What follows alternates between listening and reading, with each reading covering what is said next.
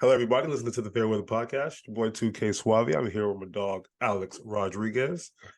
He's laughing at me. What's so funny? You stumbled at the beginning there. You got scared. No. So You there was forget like the a show? the camera did like a little pause thing. I was like, oh, excuse me. I don't know. Like I was hearing robotic sounds on the computer for a second. I was like, oh, nah, I ain't scared. No, this is what I do. Just what I do, man. What's going on? Not much, man. Just a great weekend in NFL football playoffs, that's for sure. It ended really well. No, it It didn't. did. In one token, it did, but at what cost? That was my A lot. A that lot, was man. my issue. Nah, you can't say that. It gives us talking points. So you gotta be happy with the results, even though like you said, at what cost, really? At what cost? But hey, I get to play the Giants this weekend. You know I'm loving that. That's a war on I-95 or whatever they take up there. What else? What else is going on in the sports world? Hey, oh, what's the Nadal already lost Who? in the second round? Rafa Nadal. Oh, Nadal. I'm not a big tennis guy, so He already lost. That's crazy. What else is going on? it's Nothing else old. crazy. What have we been preaching like about these like the NFL at that? Like the young quarterback is what's making teams better. Having youth on your team is good. Same Yep. thing is happening in tennis and other sports. You're seeing Yep. the new wave of new guys Oh that are yeah. younger. The So youth is taking over. definitely, The most generation, the definitely, generation. No, how does it go? The whatever won't be the televised. time to Revolution the revolution will be won't be televised. televised. All The right, time to change. the time for change is now. All right, All right, let's talk football. football. Which game do you want to talk about first? You want to kick it off from the beginning? Yeah, let's start from the beginning. Let's go from the first game played on Saturday. It was 49ers or Seahawks at 49ers. All Talk right, about that. all right. So obviously, my boy Geno Smith was out there, and I was, trying to root for him and everything. But that second half, you just saw what the 49ers are and what they've been over the last 11 weeks. I mean, them Johns is wild right now, and that's obviously a team that if I want to make the Super Bowl as a Philadelphia Eagle fan, we're gonna probably have to go through them. It's kind of seems inevitable at this point. But like my big takeaway from that game personally, um, was that I still do think that Geno Smith is a very good quarterback. He's going to get paid I this agree. summer. It's just a matter of who. So like, I mean, the It's 49ers at the end of the easy. day, they have an amazing defense. You know what I mean? So like you're not going to just score a lot of points against them. It's tough, but I think he held his own. I think I think he had like a fumble or whatever, but he didn't make no crazy mistake. I think he was very controlled and settled out there. He looks like he's working hard on his mechanics, his body, and all that stuff. So how he started the year, they try to try to write me out, but how does it go? They try to whatever me out, but I ain't right back yet. So yeah. So, I'm proud of Geno, but obviously we know the 49ers are going to be fantastic. So that's my big takeaway. The quote is they wrote me off, but I didn't write back. That's the Wrote quote you're me looking off. for. Yeah, what I took away from that is Gino did his thing. The first half was really, really good. They went into there with the lead in there with the 49ers playing careless football. And Pete Carroll's a wizard, man. It's just like you said, the 49ers are rolling in there with a head of steam right now. And what is it, 12 games in a row that they've won I now? think it's 11. Or is it 11? Yeah, 11. 11 or 12. They're definitely a force to be reckoned with and a definite Super Bowl contender. And they're already trying to compare Brock Purdy to Kurt Warner type story type stuff there. Trying to compare him to Tom Brady. And let's pump the brakes really quick. From a storyline standpoint, from a storyline, not a career standpoint. I don't think they're talking about talent, but from a storyline standpoint, that is chef's kiss. It's chef kiss from last to first. It would be amazing. And then to even think about that, this guy, I watched Rich Eisen's show today. He's the last pick in the draft. I'm obsessed with it now. Yeah. But he's getting paid like the minimum of the minimus. Like I think he got a $19,000. he got a $19,000 signing bonus, is what his signing bonus was to play for this team. And I think he's getting paid like, I forgot what the number was. It was something very, very low, and they can hold on to that for 3 years. So You know what's I don't, crazy about that? huh? So like as a recruiter, like I get people jobs or whatever. So the guy just got a job for he's got a job at, I'm not gonna say the company. He's not making NFL money, but his signing bonus was even $15,000. So for Brock Purdy to only be 4,000 more than that is insane. Like that No, is that's insanity. crazy. That is insanity. But you've got this guy on a rookie deal, and you can hold on him for a while. Now, I don't want to go into speculations of things and stuff, but focus on that game really quick. Geno Smith will be a Seahawk next year. They'd be stupid not to keep him. But they have an early They pick that they can use. they have a pick at, I think it's at 10 is what their pick is at. No, it's 5. I don't think it's 5. I'm They pretty have the sure. Rams pick. It's 5. I think it's 10 that they have. Pretty sure it's 10 that they have. Anyways, while you look that up on your wizardry source over there, Geno Smith played a It really is good 5. game. It is 5. All right, thank you. I Yep. stand corrected. Philadelphia has 10. You're probably confusing 10. us with them. Too many birds. All right. 253 yards, 2 touchdowns, 1 interception. Those are Geno type numbers right there. 1 fumble. But overall, that first half, he looked really good. It's just like you said, the 49ers, and I agree with you 100%. They're just really, really good. Complete up to down team. Probably the next best complete team in the NFL, I would say, would be the 49ers. So I think Seattle is an enticing place to play now. I think Pete Carroll can do what he does best and recruit some guys now. When people try to write Seattle off, they said, watch what we're going to do, and they didn't write back. So we'll they dead ass make the playoffs this year. They made the playoffs, and Aaron Rodgers choked. Isn't that some shit, right? Like when they made that Russell Wilson trade, it was like, oh my God, who is it going to be the pick of the draft next year? Because they're going to be needing to draft a quarterback. And it was all Drew Lock this, Drew Lock that, Drew Lock this. And Pete Carroll in the background the whole time was like, we're fine. We're fine. I got this kid, Geno. We're good. So, hey, big ups to Seattle for this season. So yeah. Move on. Let's move. But also Kenneth Walker is fantastic. Yes, Kenneth Walker is an amazing football player. He's going to be a high fantasy pick next year. I'll tell you that, especially in that Pete Carroll offense. As long as he can stay healthy. Ooh, the sky's the limit for that. All right, Saturday night game. Ooh, boy. They try to write my boy Trevor Lawrence off. But he a tale of two halves. A tale of two halves, man. My dog went to Waffle House. That's how easy that shit was for him. Like, that was easy. Yeah, give me a better challenge. 27 points, please. Please. I don't think necessarily Trevor Lawrence beat that team. I think the Chargers beat themselves, to be honest with you. They pulled the Matt Ryan. And Staley, I don't blame it on Justin Herbert. Justin Herbert had a great game. Yeah. I blame it on the offensive calling. I blame it on the game before with Staley putting Mike Williams in there when you didn't have to. I know that's a topic that's been circulating all week. Exactly. You would have had that guy available for this game. What type of impact would he have made?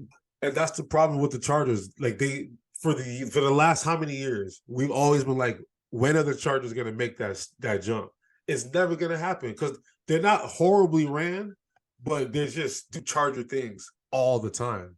The thing that they got to go do is get like a solid head coach. Go get a solid head coach. A real head coach. Sean Payton would be the perfect guy for this guy. He would be the perfect person for him. But for some reason, Staley has a job still, and I don't understand why. They got rid of the OC, the head quarterback coach. They got rid of the offensive coordinator. They got rid of the quarterback coach, and they keeping Staley. That guy would have been right after the game. I would have fired him immediately, man. Like, that guy made too many bonehead plays. Like, one, he's a quarterback coach, he was a quarterback. He was a quarterback in the NFL, and he prides himself as being a defensive specialist. You lost that game being a defensive specialist. Yeah. And Joey Bosa was definitely pissed off that game. But so I didn't really understand what the hell he was so pissed off about. Like, what did I miss? I think they missed a call, and it just set him off. And then he went back to the bench and just got even more ticked off, and Staley said something to him, and you're in the heat of the moment right there playing Oh in a yeah, game. It's a it's whole lot wartime. different. Yeah. But And yeah, I Staley, mean, Staley just looks like a deer in the headlights. But the one thing I want to focus on is, I knew Trevor Lawrence was going to be great. my I know he's dog. going to be great, but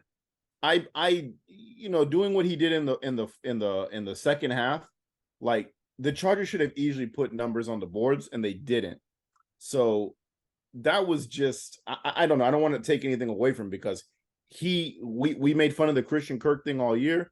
He needed his Christian Kirk, and Christian Kirk definitely did his thing in that game. The whole team did their thing. The defense stepped up, and Dougie P, bro, he's a once in a Solid. lifetime coach. You had to get that Solid. guy. That And was you know what's annoying? Even though I'm cool with Sirianni now, he's not. I actually like him a lot more than I thought I would. We only got rid of Doug Peterson because Doug Peterson didn't want Carson Wentz no more, and now it's been proven by not just us, the Colts, and now the Commanders. He's just not him. Like, yeah, not.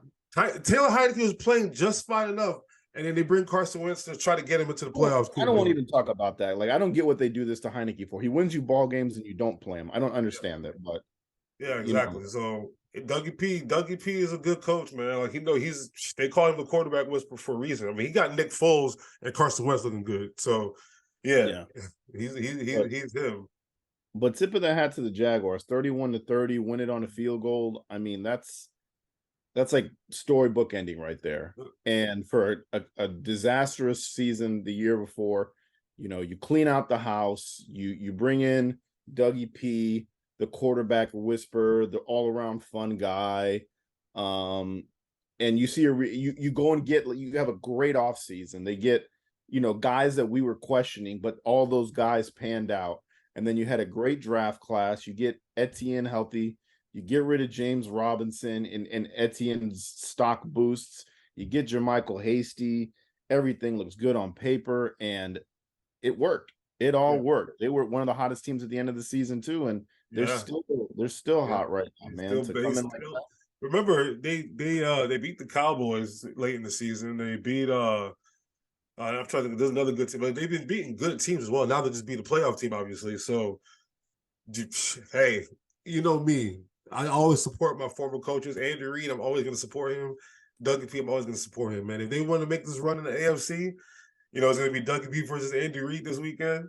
I would love, the mentor versus the sensei. I mean, the mentee or whatever. But I'll be riding for both of them. So it is what it is. The other two AFC teams, though, that I don't really care about too much. Before we get to the last game of the weekend, I mean the last game of that night, we had the Dolphins and Bills in the middle of the triple header on Saturday. Sunday. I was making fun of Skylar to whatever was it Thompson last week. Yeah.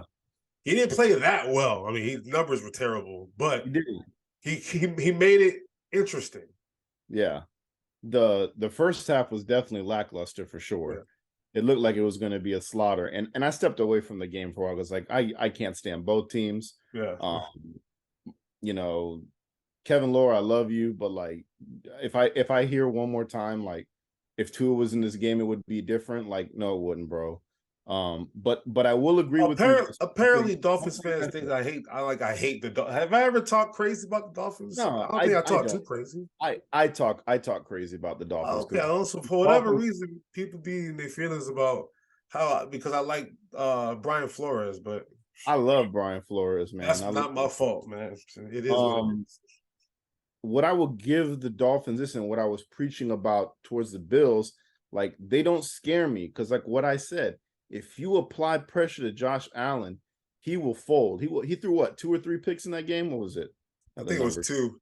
2 picks, 3 touchdowns, 2 picks. And they were picks that put the Dolphin in good field position. Yeah. So they even had that fumble recovery that got him a touchdown. Yeah. If you apply pressure, like I said, when the Jets played him, he starts to panic. And I see that a lot with him. It's almost like continual. You know what it is? Quarterbacks like Josh Allen, Jalen Hurts, that know that they Cam Newton, they know they can get away. it may not. It may look like they're scared. They just know. I think they just kind of revving themselves up, like, "Yo, I might have to escape this pocket and run." So I think it's more so of that, because he when he's out in the open field, if it's him against a cornerback, he's winning. If it's him against a linebacker, he better be a big linebacker because he's all of 6'5", 260, whatever he is. So, I think it's that's the downfall of a running quarterback if you want to put it out, because always trying to find why only pocket passers win or whatever. It's because like you're more susceptible to injury when you're out of the pocket because people are going to lay you out. Land on your shoulder wrong. So that's why I'm a little concerned about Josh Allen because I think he's going to have like a Cam Newton career and be done by like 30, 31. So yeah, but Yeah, Dolphins but defense did okay when they should have done okay, and then gave up 34 points still. So I don't know. It's the Dolphins obviously without Tua, it's really hard to assess this team. Hopefully Sean Payton is there next year. I don't know, but like I don't know. It was a good game for what it's I think worth. I think the Dolphins are trending in the right way. They got to figure out what's going to happen with the quarterback position. That's the biggest thing. Because he's gonna keep getting hurt. Yeah, and we're already hearing the Tom Brady rumblings. We're hearing a whole bunch of things that could happen. Personally, I love Tua. Tua's like one of my favorite players to watch. It's just unfortunate to see how many times the guy gets injured. And they've done a good job of protecting him. They went and spent a lot of money on that O-line this offseason and drafted well. They got a lot of good guys there to help out, but he just can't stay healthy. And it's been like that in college too. So that's going to be something they're going to have to address. But Skylar Thompson, I mean, held his own. Stat line was ugly. Yeah, the stat line is ugly. He's got a QBR of 22.6. Yeah, it's bad. Yeah, but I mean, the running attack, like all week, I was watching what people are saying, and a lot of the analysts were saying Miami's going to have to, show that running.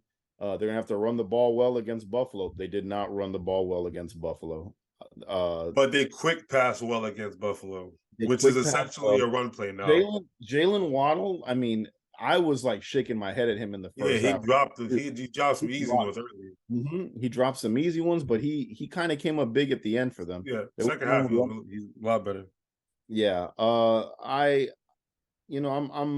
proud of the Dolphins to get into the playoffs and do what they did. But Miami fans, just shut up and take your L, okay? Like, you live in South Florida, it's all comfortable over there. Wherever you are, I'm pretty sure you're somewhere warm if you're a Dolphins fan. It'd be weird if you were in Canada as a Dolphins fan living out there unless you have to move. Nah, because they might have grown up and loved Dan Marino. I don't want to hear that shit, man. Yo, if your favorite quarterback is Dan Marino, you're going to be a Dolphins fan. 1, 2, 3, Cancun, baby. Let's go.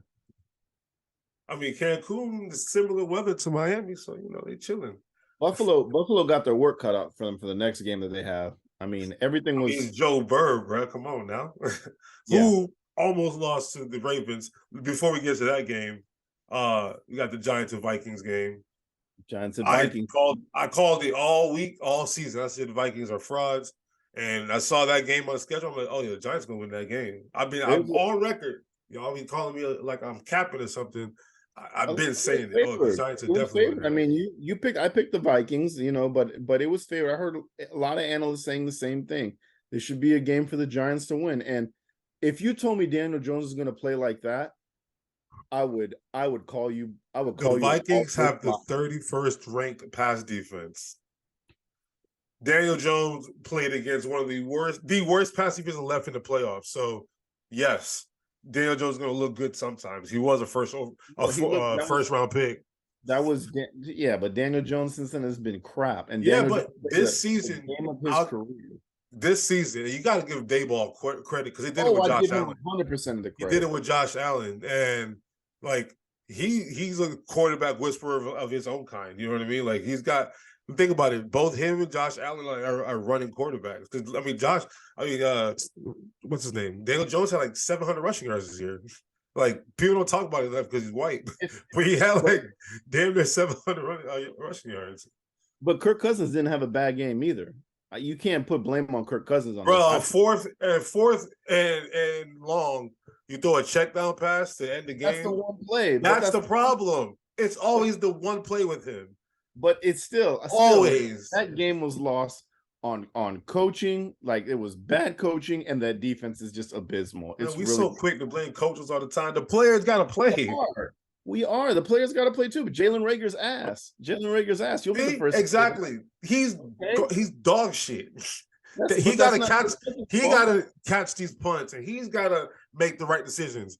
That's They not can Kirk only do Cousins' so fault. much coaching during the week. At the end of I'm the day, not. you got to have some self fortitude to be a man. You know what I mean? Yeah, no, I mean, listen, if there's anything I give my hat, I mean, I'll give my regards to the Giants that entire game. They did their shit. They balled out. They locked down Justin Jefferson. That's a big thing. 47 yards for the guy who's about to be offensive player of the year. Like that's insane. We held them to the same shit too. All right. This isn't the Eagle podcast. Chill. This is You what didn't we play do. this week. You play this week and we'll discuss it. Yeah, we was chilling this weekend. That's why. But rushing yards, like I'm looking at the numbers here. You ain't gonna win the game on 16 rushing yards, and 15 of them are Dalvin Cook. Like you got to run the ball more, man. How many attempts did Dalvin Cook have? 15 of those 16. 15 attempts. He had 15 attempts out of the 16. Who had the other one? How many yards? 60 yards. Yeesh. Yeah, that's not gonna work. Yeah, that's better. He's a better player than that. And I mean, Hawkinson, what a pickup! What a pickup! Detroit. I'm never gonna forgive Detroit for that win. We're in the division, bro. In the division. Come on now. You don't trade a valuable asset like that down the street. It makes no sense. The one thing that I took away from that game is the Giants shut down Justin Jefferson, but it opened up everybody else. Thielen was eaten. Hawkinson was eaten. Osborne got a touchdown. And you can give credit to Cousins for that, for not locking in on Justin Jefferson. Like even Aaron Rodgers, when he had Devontae Adams, will lock in on him, even when he was double covered and throw picks. So to have that kind of like, all right, let me not be dumb. I'm gonna get it to the open guy. So I'll give him credit for that. But Daniel Jones, bro, fucking 17 rushing attempts and 78 yards, bro. Fucking 301 passing yards, 2 touchdowns. Dude was 31st ranked pass defense. Dude was balling. Yeah, I mean that speaks for something too. But dude was balling. He looked really good out there though. Like he didn't make any mistakes that I saw. I wasn't like, this is what I'm expecting to happen. Daboll has those guys playing well, and I told you, our last show that I cannot stand Giants fans, or maybe that was on Townie. I can't stand Giants fans' mouths. Enjoy this win, boys. Enjoy this win because you got to see San Fran. Eagles. You got to see. I'm not even gonna talk shit. I ain't gonna talk shit. I mean, we'll see what happens there. Yeah, I ain't gonna talk shit. Don't worry. All right, let's go to the last game. Ravens at Bengals. Yeesh. Tyler Huntley had him on the ropes. Lamar played that game. They win in that game. That's my big takeaway. And that's what I'm like concerned about. Like, what the hell is about to happen with Lamar? Because like, dog. I mean, J.K. Dobbins said it the best. Yeah. Even on that play, do you think that was the right play for them to do, for him to hop over the pile, or would you have given it to Dobbins? Tyler Huntley is like 185 pounds or some shit. Why is he trying to jump over a pile of grown men? Like, yeah, give it to your running back who knows how to run the football in a gap. So I don't know. That was a bad play. I mean, it wasn't. I mean, the concept of running of a quarterback sneak obviously is not a bad play call, but the action, how he executed it was horrible. I mean, like you're, and then he was so convinced that he got over the goal line. He went to the ref like, that's a touchdown. I'm like, bro, you're like 2 yards short. What do you like? You have better like field, like the feel for the field. You know what I mean? Like you gotta know where you're at. And so yeah, he failed. One thing about Harbaugh, he ain't gonna go out like no bitch. You know what I mean? He gonna be swinging. So I give him credit for that. The Bengals, they could be as good as last year, or they're probably exactly the same. I think they're exactly the same. So exactly the same could be good enough to beat the Bills. And if it's the Chiefs, Joe Burrow has not lost against the Chiefs yet. So they still are just good enough to get to the Super Bowl. the difference between like the Bengals and like for the 49ers, for example, like the 49ers blow me away. You know what I mean? The Bengals don't blow me away. They look good. I was like, that's it. Like, oh yeah, they look good. So What that's have how I feel about them. yeah, what have we been preaching about the Bengals for the longest about that O-line? They don't protect him enough. He got sacked 4 times in that game. Yeah. So if you're not protecting the guy, like he's a guy that I've watched play, and I've watched a lot of guys talk about him, and I could think he's like the smartest quarterback out there. Like the way he protects the ball is really Yeah. like when he sees a sack, he's immediately holding on to Tom the Brady ball. does that. Tom Brady used to do that. Like he Yeah, was good at ball's not out here, ball's yeah, not held awkwardly. He's trying to scramble. He's taking that loss because he had his time, yeah, couldn't find his open receiver, and he's going down. And he's very smart. I watched a whole bunch of video on it the other day on some yeah, show. I was like, yeah. damn, I never really realized that. And I kept watching that game. And when I watched him get sacked, I saw him go down with the ball. So You know when I noticed that he was like really him, like for real. So last year in the playoff, the Titans game, remember he got sacked 9 times, right? That one was just ugly, right? But then when he played the Chiefs, man, like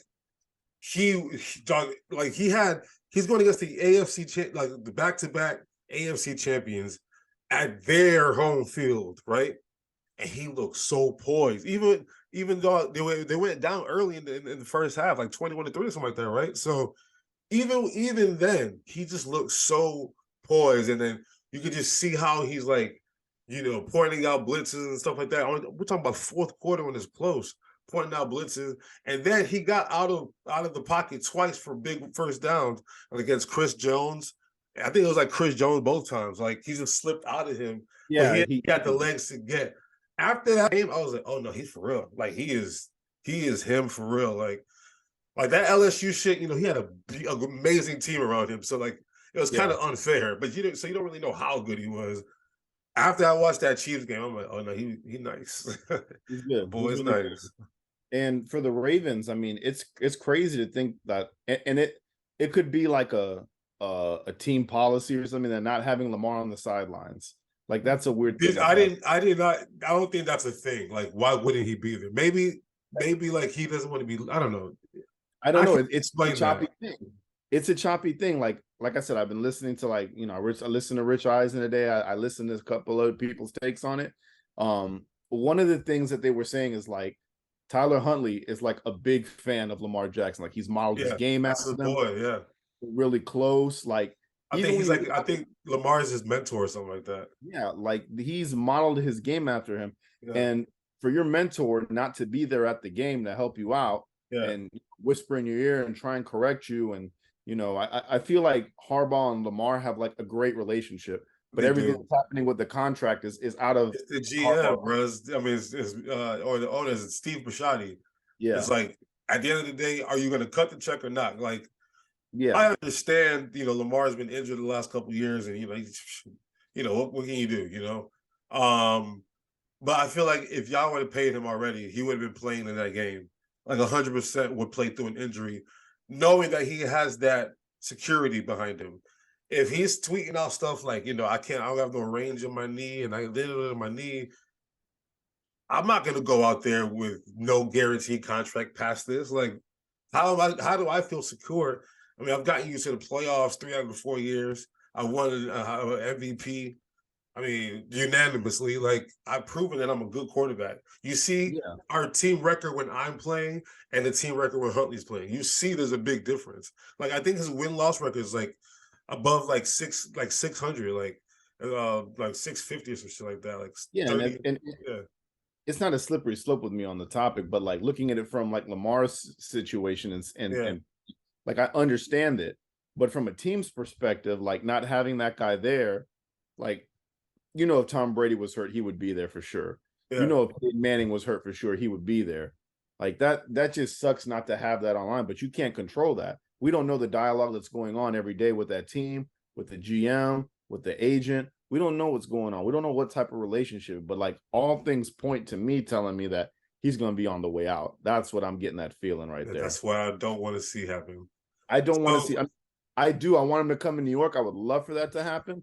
but he's too valuable to that team. He's a Raven to me. Like I can't He's see a him in anything else. I couldn't see it either. Like he's too valuable to that team. Trust me. Yeah. Like I would love to see him in green, black, and silver and white. I'd love to see him in those colors, but he's too much of a Raven to me. And that's like a player that when you think of the Baltimore Ravens, like that's the guy you think of. Used to be Ray Lewis, used to be Ed Reed. Tough. Now it's Lamar Jackson. Now you've got some offensive focal point, and they better pay this dude because I mean Tyler Huntley did all he could. He had a pretty good game, but that play at the end, like you said, if it was Lamar or we had some kind of passing or some kind of running play to punch it in as opposed to jump over the pile, like Lamar getting that touchdown. Boys. We know Hubbard's for a fact Lamar's getting that touchdown. Boy. Yeah, he's getting that touchdown, and Hubbard's a big boy, and so is Hendrickson. Hendrickson's big too. They're like carbon copies of each other. They're corn-fed.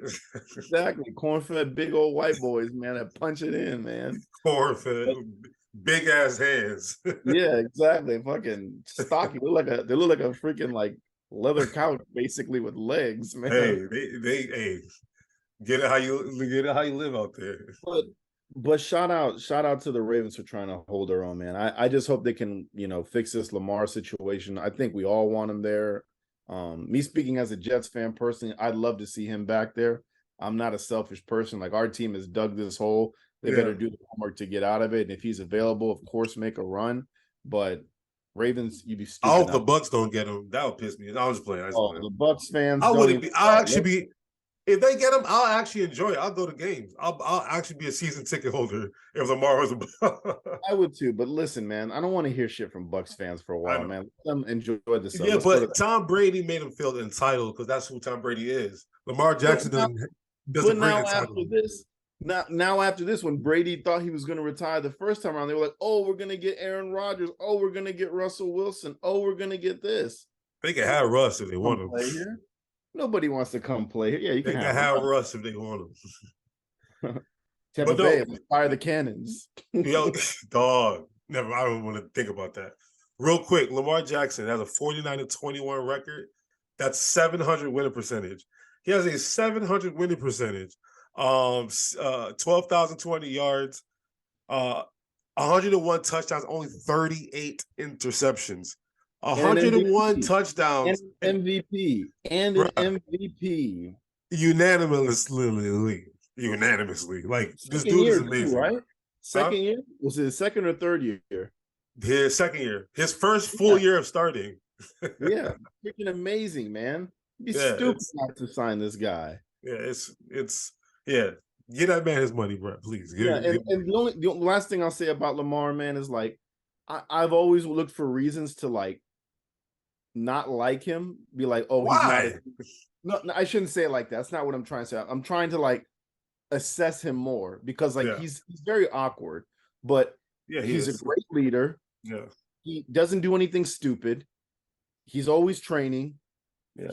The only mistake I would ever say that he's done is not showing up to that playoff game. That's the only thing I can hold him for. We got to dig a little deeper on that one. We don't know because I don't know if he just deliberately not show up. That doesn't seem like Lamar to me. Like it doesn't either. That does not feel like that's something Lamar would do. So I feel like I got to dig a little deeper on that one before we put that. I don't want to put that on him. You know what I mean? Like I don't either. And even at that, if that's his worst thing, like maybe this is like the end of everything. Maybe they were just like, hey man, we're just not going to talk about your contract. We don't want you. You don't know. We don't know what the dialogue is. So I don't want to even like fathom what's going on there in Baltimore. LeBron's worst thing was the decision. Like that was a bad. Yeah. He rose $1 million for Boys and Girls Club, and y'all still hating on my dog. Anyway, sorry, I have to get it out there, man. It always eats at me. You know, I'll be like preaching sometimes. And on the last game we got Monday night, hell of a Monday night game. If you're a Bucs fan, not Cowboys at Buccaneers, man. Hey. I was so like for you, it was either way. It was either way. It was going to happen inevitable. Somebody had it. Was at what cost?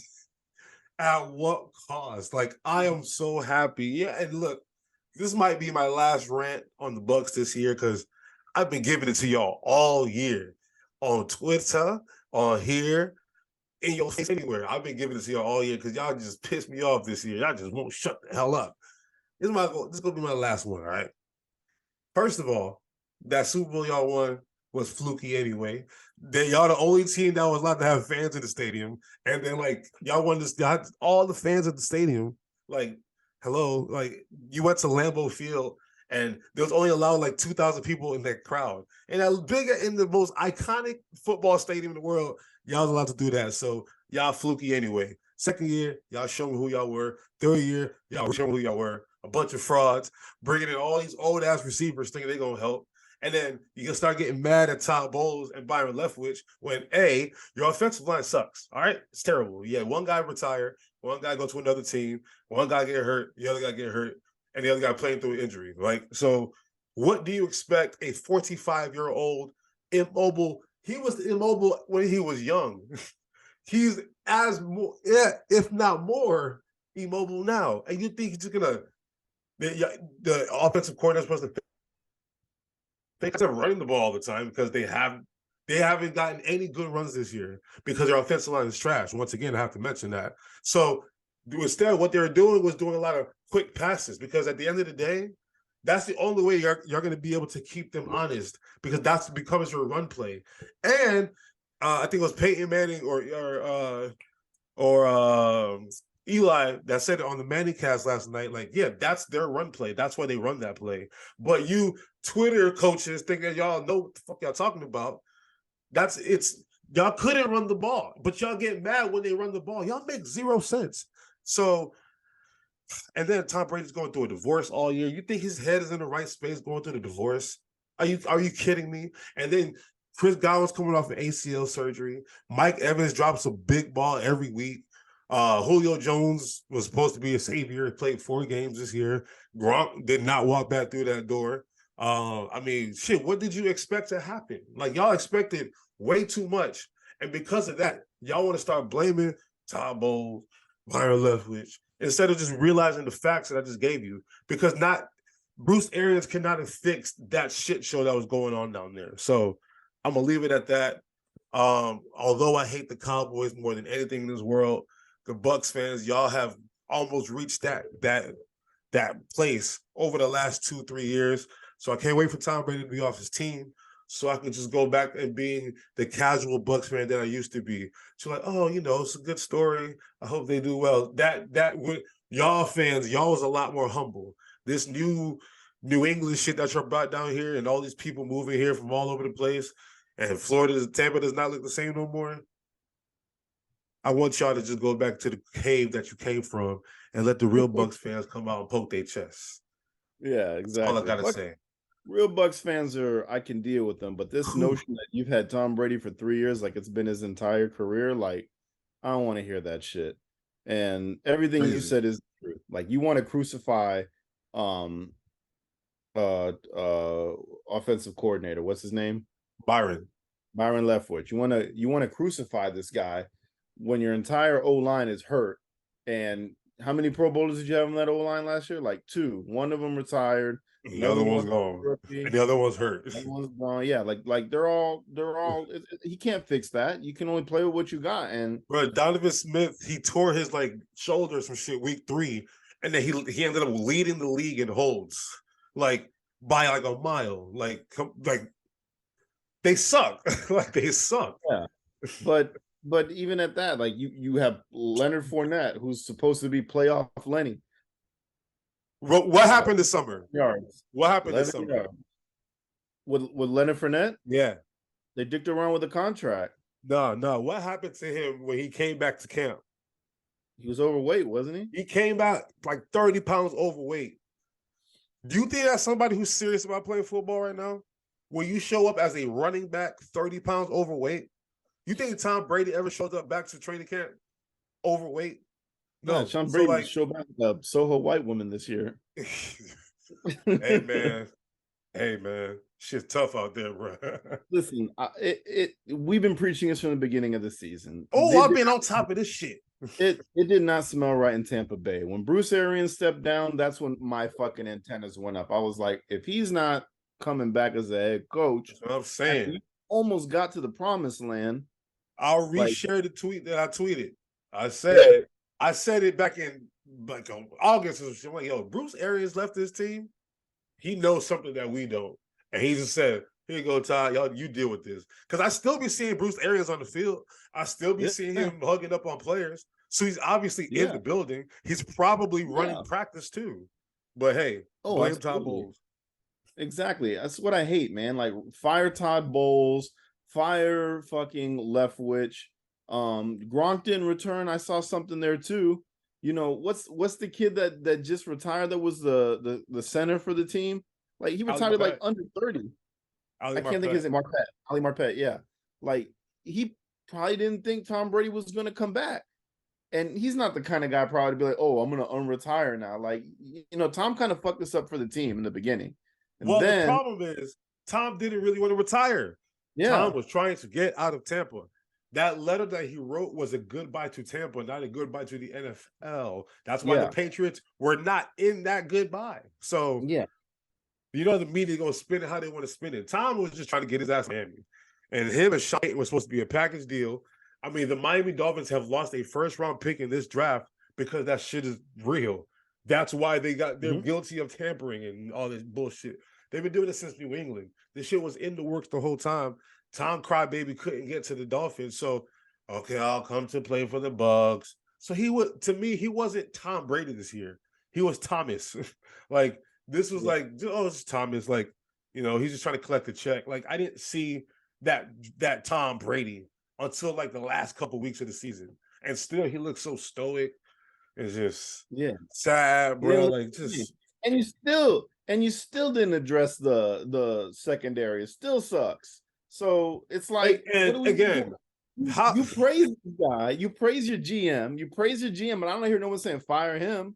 Don't fire the GM. He can go make no moves and he get signed nothing all for these old ass players that can't run a lick. Last year, Sherman. exactly. You went out This year, last year and got Julio. Richard Sherman, and you all thought you were going to go to the ship with Richard Sherman. And what happened to Richard Sherman? He went out his first game. And His started first game, he started was out. podcasting right after it. Exactly. And now he's on primetime Now TV. he's on our level. Yeah, exactly. So Bucks fans, come back down to earth. Be realistic. You're going to get your big signings. There's no luxury tax or no state income tax in Florida. So players are going to want to sign there because They are cash strapped right now, though. yeah. But They regardless, their cap is kind of messed up you're right gonna now. get your players, but like this speculation that like the next best thing is coming here, let's calm that down really quick. Let's calm that shit down really quick. And Dak Prescott did his thing. Let's give him his flowers. You got to give that man flowers. All right, let me as the Dak is resident not, I'm sorry. as the resident NFC East guy in this room, let me break it down. That's me clapping. So yo, I've never in my life been so impressed with Dak Prescott and Mike McCarthy in my ever. Like Mike McCarthy and Kellen Moore called a beautiful offensive game. Like I was watching this shit like jealous. Like the Eagles are fun to watch. Don't get me wrong. Like, we do a lot of fun, crazy shit. Yeah, no. Dallas, I was watching that shit. I'm like, dog. That's what I expect. That's what I expected shit. the entire time. Genius shit. I was like, damn. And not to mention Dan Quinn, who's interviewing for head coaching jobs again. Bruh, they had Tom Brady on like pussyfooting in there. Bro, he was scared, bruh. He was short-armed and shit. Micah Parsons got his. Dog. I'm happy to see it, man. Like everything I was promised with Dallas, this is what the energy I finally got from it. I was like, damn. And Dalton Schultz is like the unsung. He's the guy we don't talk enough about. Bruh. He's the guy we don't. The Bucs could not guard a tight end to save their lives. Like, because they had the other dude getting busy too, like Ferguson or something like that. Yeah. So I was like, bro, y'all, what are y'all doing? Y'all just letting them. All the shit was simple. A lot of shit coming out of the backfield. A lot of delay kind of plays. It was very simple. But the Bucs, they could not. If you're gonna fire Todd Bowles for that. For letting what's his name? Cooper Kupp get open down the field last year, and then for not adjusting to your defense was bad this year. Let's just keep it real. The defense was good enough. The defense was good enough. Keep it a buck. The defense was good enough to hold water while Tom Brady was struggling, and then give Tom Brady an opportunity to make those little fourth quarter comebacks. So it wasn't terrible, but I mean, you're the defensive coach and you're the head coach. I need the defense to be top notch, and you was getting, bruh, 5 touchdowns, bruh. Oh, he had 5. If it wasn't for Brett Maher, who, what the hell happened to him? The score would have been a lot worse. A lot worse. Yeah. It's that's crazy too. We didn't even talk about that. Dude missed 4 kicks. That's psychological, bro. Sports That is psychology. psychological. Sports psychology is like the craziest shit ever to me. Like, it's extra point, not a 60-yard field goal. Extra point, what you do every day in your sleep. He missed 4, and they looked ugly. Like, they were just coming off his foot, all kinds of. It looked like the Ohio State against Georgia kick. Everything was just ugly. I'm like, bro. I mean, I saw one of them. It was a hole that was definitely not his fault, but like the other 3 for sure, I was like, dude, how are you miss? This is all psychological. It was left or right. There was nothing good in the middle. And what's crazy is they can bring the guy out the practice squad in there, but like Maher's been automatic all year for them for the most part. Like he could easily go out into the next game and make every field goal, make a 50-yarder, or you could just show up like next time. You don't know what you're going to get. They signed somebody today as backup. Really? Yeah, I forgot the guy's name. They signed him today. I was like, oh, they don't trust dude right now. Oh, they signed Viz.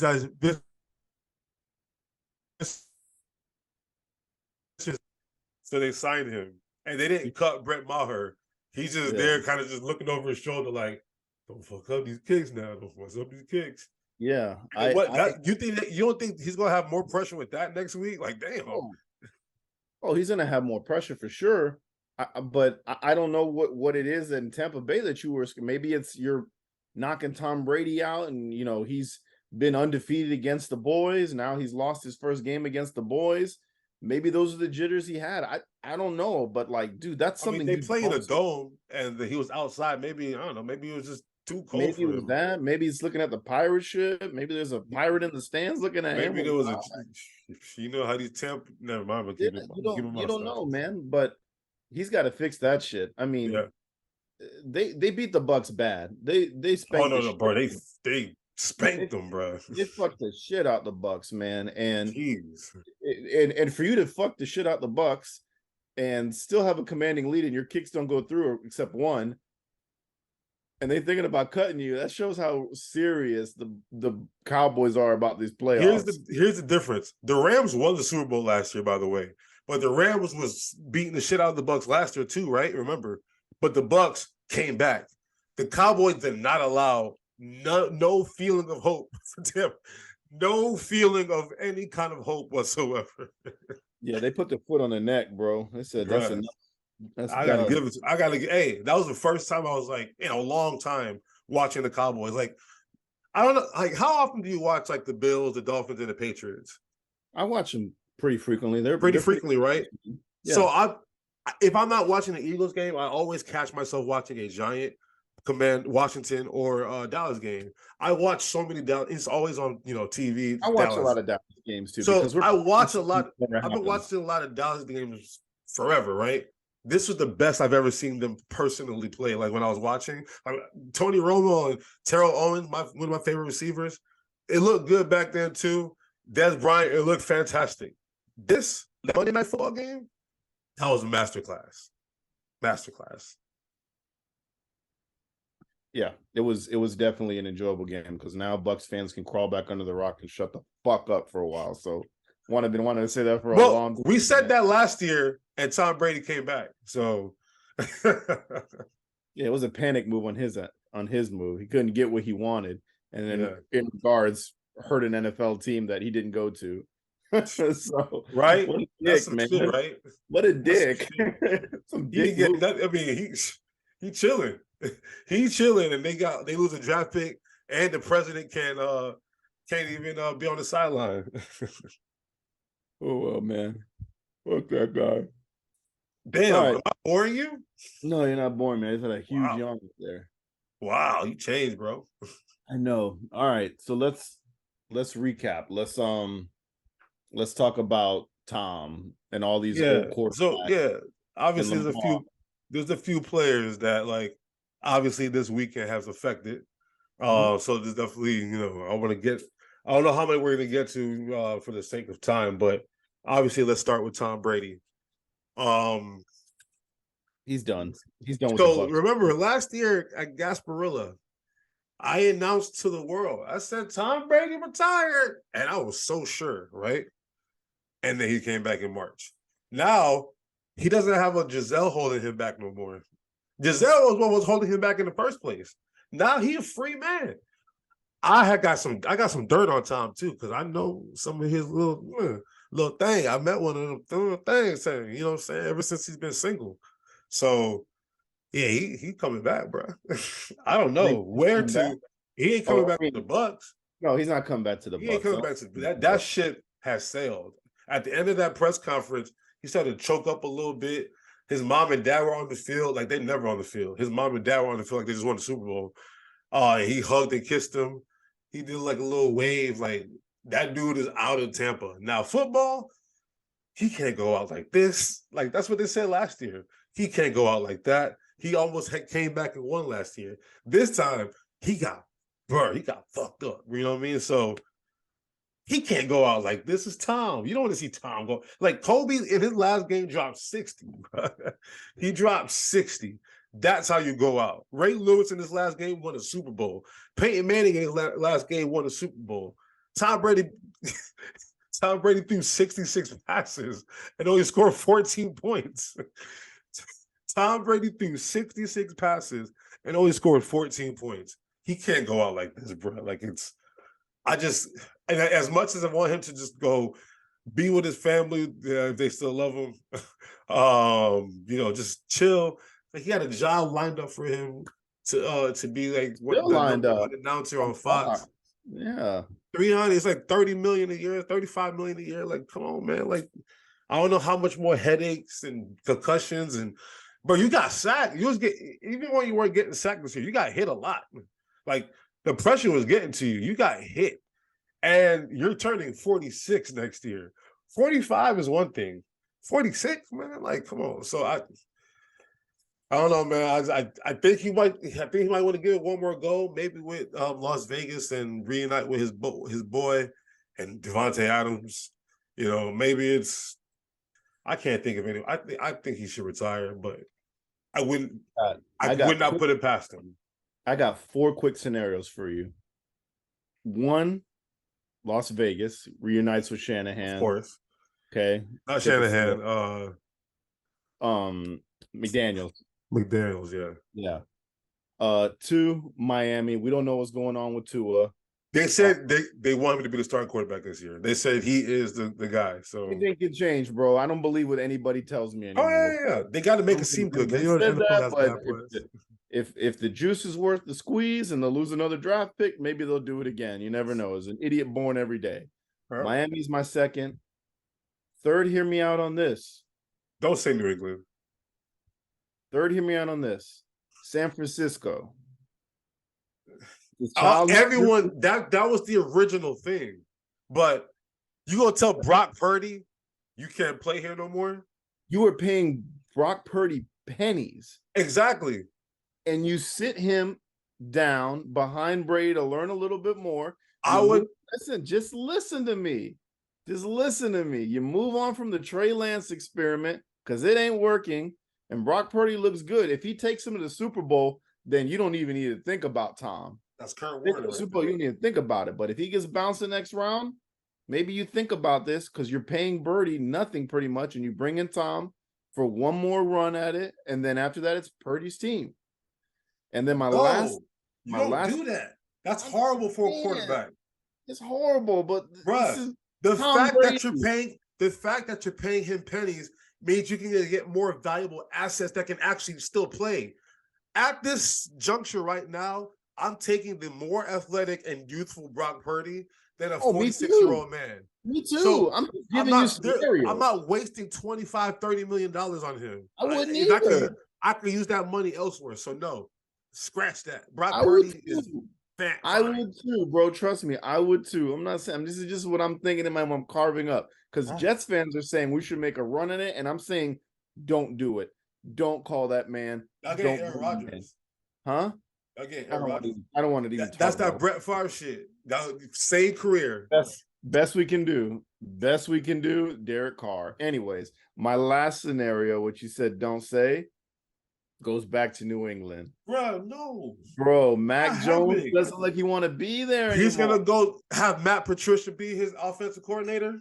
That Patricia ain't there, and they advertise we are looking for an offensive coordinator. Josh McDaniels is not coming back to those doors. Bro, I know that. Unless you're getting Penn State former coach, what's his name? Bill O'Brien. Bill O'Brien. Unless you're getting him or what's his name? The one that's got fired from the Cardinals, Kingsbury. Mm-hmm. Ain't nobody else out there that's available. We'll see. They put when is New England really hire an offensive coordinator? They have coaches. They have a lot of coaches, but they don't advertise an offensive coordinator. This is the first time in a long time. They just had a defensive player and defensive coach calling their plays. I would advertise that shit too. Exactly. It was that. Mac Jones is blowing up on the sideline. I get that. I don't want to focus on this too much. I'm just saying this is something I just carved up in my head today and thought about. Like, Mac Jones doesn't look happy with the play calling. You saw it all year. He looked pissed off. You got Zappy, whatever his name is, Zappy Fever. He can sit behind Tom Brady and then boom, one more year of the bullshit and then let him in. Trust me, man. I don't want this shit to happen. I want the motherfucker to retire and be done with football. But I'm just saying, like, anything is possible. Like when Tom Brady retires, a weight is going to be lifted off of your shoulder. Oh, for real, bro. I feel like he's holding you back a little bit. He does. He does. He's like, just die. It's like you know the people that you like the people that keep their dogs along too long. They just want to put the animal down. Like, Tom, just call it a career, bro. I feel the same way. The difference is that you had him in your division for 20 years. Yeah. I saw him in one Super Bowl early on before the one we won. Lost to you. And that one made me so mad, bro. I was like, nah, fuck Tom Brady, dog. And then I started hearing about Spygate and shit. I was like, man, fuck the Patriots. So I have like a very sour taste for Tom Brady. And I want to like Tom Brady. I really do. But like those early Tom Brady years, can't go back from it. I can't come back from it. I told you, if I met the motherfucker in public, I wouldn't shake his hand. I'm like, I wouldn't do it. I'll give him a go blue.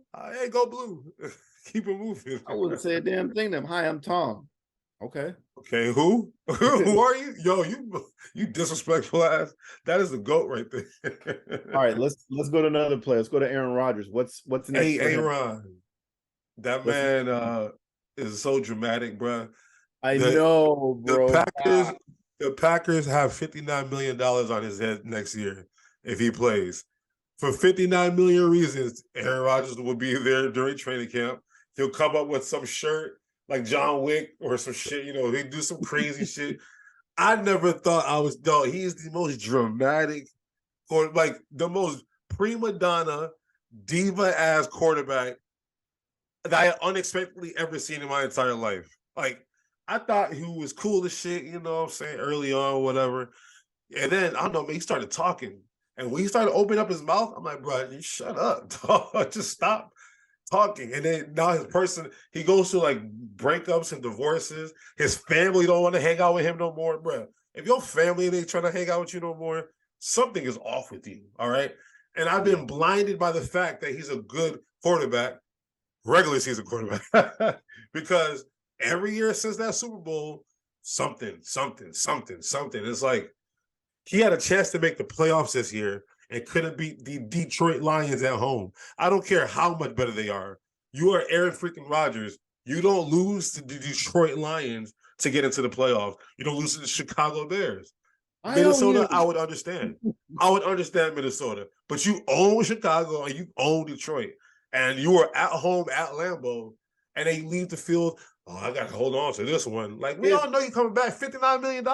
If Aaron Rodgers doesn't pursue a career in acting, he wants to be the Jeopardy host. He's going to be a host. He would be great for it. If he wants to be a host for a game show, or he's going to have like a legitimate like second career as an actor, like for real. Like he's It's the most, good. bruh. I'm like, dog, shut It's up. a headache. It is a headache. Some of the shit he does, and the whole COVID thing, and the accountability thing, and the beef. But A-Rod, he's a bad man though, He in and that's the the problem. regular season. That's In the the regular problem. season. We're so blinded by his talent. Like even when he's not winning, bro. Do We you look you for watch reasons not to blame him. you watch football? For how many years? I've watched football for how many years in my lifetime? Only maybe Patrick Mahomes to me is the more talented, like just pure talent, football talent to me. Only Patrick Mahomes might be a little bit more talented to me. And like I've been watching football since Dan Marino. Like I can actually remember Dan Marino. So like yeah, so the talent blinds us from the Dude, fact that he's not clutch sometimes. it's crazy to think that he didn't have a good rapport with these receivers beginning of the year, and then look what happened at the end of the year. He was balling with these boys by like what week 8, week 9. He was No, it was like week 11, week 12. Like that's when he finally like, all deep in right, the season, but he settle was he down. was getting it with them. Yeah, So why not? And like you said, the money that's on the line, he's coming back. bruh. He's coming Christian back. Watson has finally emerged to be his new Devontae Adams. He had Jordy Nelson. No, he had Greg Jennings. He had Donald Driver. He had Jordy Nelson. He had Devontae Adams. He has Christian Watson. And then throughout that whole process, he's had Randall Cobb as his little brother. Yeah. just going along for the ride. You know They what that should have is, never. though? They should have never got rid of Kumaro, bro. Should have You know what never that got. is? Go watch like for like the Patriots, like what they did for that team, like for Tom Brady, right? Like how long was what's his name there? The guy that catches the ball, the running back, number 28. I think he just retired. He was like their pass catching running back. Oh, White, Yeah, James White. James White. Like James White would only come back to play football for Tom Brady. Gronk will only come back to play football with Tom Brady. Like Matthew Slater's been on that team forever. Like they knew how to keep those key pieces for Tom that Tom likes, like to make him feel comfortable. As soon as Wes Walker was out, Edelman was in. As soon as Edelman was out, Hogan was like, I need a quick white boy in the slot. And I just need some threat outside, and then give me two pretty good tight ends. Offensive line, we good. And they did it for him. Unlike Aaron Rodgers, I feel like he's got to beg for something, bro. Like it's like, No, look, you give me a running back. They gave him a running back. Can you give me a receiver? Can you give me some help on the offensive line? Like he's like begging for help. But meanwhile, they work on the defense. That's what they draft. Like, yeah, we're gonna draft some defensive players. We'll get a quarterback in the third, fourth round, make it work. And Devontae Adams was a second round pick. He's emerged to be the best receiver in the league, right? So they do a good job drafting. I think we kind of just hype it up too much because we're idiots and we don't know what we're talking about. Because at the end of the day, they have a good team. Like Bakhtiari was hurt all year, so their offensive line was not as good as it was in past years. Obviously, we're seeing with Tom Brady what that can do for a quarterback. But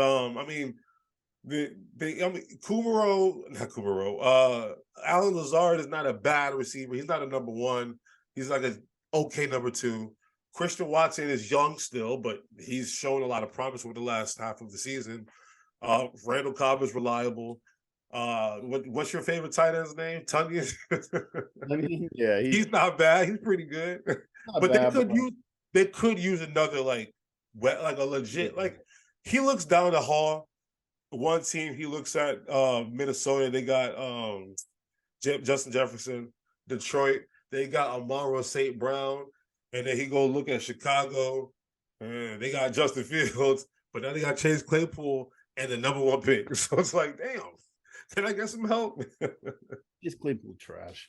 All right. So I think we're both in the same idea that Rodgers returns. Yep. Sean Payton, what's going to go on with that guy? I mean, he gonna get a job. What job do you think is best for him? What do you think? What like? So Denver is open right now. Carolina's open right now. Shit. If I'm the GM for the Chargers, Yes, that's exactly. open right now. If I'm have any sense, I am calling Brandon Staley and I'm saying, you are respectively fired. Okay, you got a fucked better up pick. beginning of the playoffs. You shouldn't have played Mike Well, you Williams. know what they could do? Nah, I don't know. Because so the thing with Sean Payton is that you know how like with John Gruden, he got He traded to wants the to play in Bucks. LA. He wants to play No, in LA. but no, but remember Coach when in John LA. Brady got traded to the Bucks? That wasn't that was a trade, right? Yeah, He's still under contract with the Saints, so the yeah. Saints have to trade him. So let's say they still could trade him to the Chargers and send Brandon Staley back. Like, yo, you can have Brandon Hey, Staley, you got a defensive coordinator now. and then no, put him at head coach and let Dennis Allen go back to the defensive coordinator. You can do that, but it's typically for like a draft pick or something. But they could. I mean, he's eligible to go anywhere if you want to make a trade at the end of the day. But Yeah, Dallas, all right. Let's break them down. Denver. You think he can fix Russell Wilson? I think so. I So think if he can fix Russell Wilson, then they're set. Like they're set. Because that's all they needed to do was fix Russell Wilson. Because I mean, look, Drew Brees came from San Diego to the Saints. In San Diego, he was good. You know, he was good. You know, a good quarterback. playoffs. He went to Playoffs. New Orleans and he became the Him. highest rated quarterback in the history of the NFL at 6 foot tall. And what is Russell Wilson? 6 foot tall. If he can fix Russell Wilson, GOAT status. Put it on his forehead. Best coach ever. Because dog, like Russell Wilson went from Hall of Fame track to like, bro, why is he in the NFL track? Out of nowhere, right? This is the time where you go get yourself a Sean Payton. Go whatever bag he wants, whatever office he wants. I mean, they used to have Mike Shanahan in Denver, like making it. You know, this is a good coach that you want to kind of follow that model. So I agree. I think Sean Payton would do great in Denver. I think that'd be the best spot from the teams you were about to say. Arizona, he ain't going there. Like they're cleaning house. Well, they're cleaning house. Kyler Murray is another player that he would probably love to work with. He's younger than Russell Wilson, so that would make his career longer. I would say that team is not complete. That team has like a lot of empty holes on it too. I mean, they're going to lose J.J. Watt and what else? Hopkins is coming back. No, he's not. He's gone. They're already talking about trading him. Oh, it's like the Patriots or some shit. Mm-hmm. I don't know. Well, I mean, Dortch looks good. Rondell Moore looks fantastic. Marquise Brown looks fantastic. They have a track team. I don't think that's enticing to Sean Payton. I don't. Yeah, it doesn't. Bro, what did he come to New Orleans with? He had nothing. They had Marcus Colston and who else? But now he's got a name behind him. Like he doesn't want to go somewhere and bomb. Like that's the last thing you want him to do. He's going to Denver with a guy that should have been on the Hall of Fame track until last year. You know what I mean? So Drew Brees was just a somebody, and he made him Drew Brees. Russell Wilson is still kind of a somebody because he won the Super Bowl, got back to another one. But I don't see it. I just don't see it. I get you're trying to make a play for it. You don't see what? Him going there or him fixing Russell Wilson? Oh, I see him fixing Russell Wilson. I see him as the answer to that. I don't see him fix. I just think Kyler Murray is just. I don't know. Kyler's just like too much. He's too much. You heard what the new GM said? Yeah, fuck that guy. No. What'd he say? He said like we're not putting up with any bullies and shit. No, not bullies. He said like crybabies, basically. I thought it was like we're not putting up with any like fuck, what was it? Shit. Anyways, because basically it was directed towards Kyler Murray. Like, yo, we're not putting up with your bullshit this year. Carolina. I don't see him going there. What is Carolina going to do? Because they're not letting go of they let go of Steve Wilkes, which is stupid. I mean, real stupid to me. Because he made him look he almost got into the playoffs with a horrible football team. Like, horrible football team. PJ Walker was their best quarterback this year. Christian McCaffrey is not on the East Coast no more. I mean, shit. He's not going to Carolina. Simple as that. Yeah, but he can look at Sam Darnold. You know how you feel about Sam Darnold. He can look at Sam Darnold, somebody he can fix. Number 3 overall pick? I mean, come on. Yeah, but there's nothing there. But there's nothing on defense. There's nothing on offense, really. There's nothing there. It's a clean team. Well, the running game is looking good with Dreadnought and There'll be tape on Foreman next year. There's not a lot of tape on Foreman because he doesn't play much and he gets nah, cut. Foreman's No, he nice. doesn't. He was a hype and he got cut. And then he So went they somewhere draft and got Bijan lost. Robinson. Then what? Huh? They draft Bijan Robinson from Texas. Then what? Not going to change your team. Still be in the Hey, hey, running back makes a difference. Texans. That's such a I don't see him screwed either. up organization. I don't see But him there. that's not a place that you go if you're a black head coach. Now, for a man of Caucasian descent to go to Houston, it could work. It could work. But he's going to want a lot of power. And Bill O'Brien used to get a lot of power in Houston. Remember when he was the GM and the coach?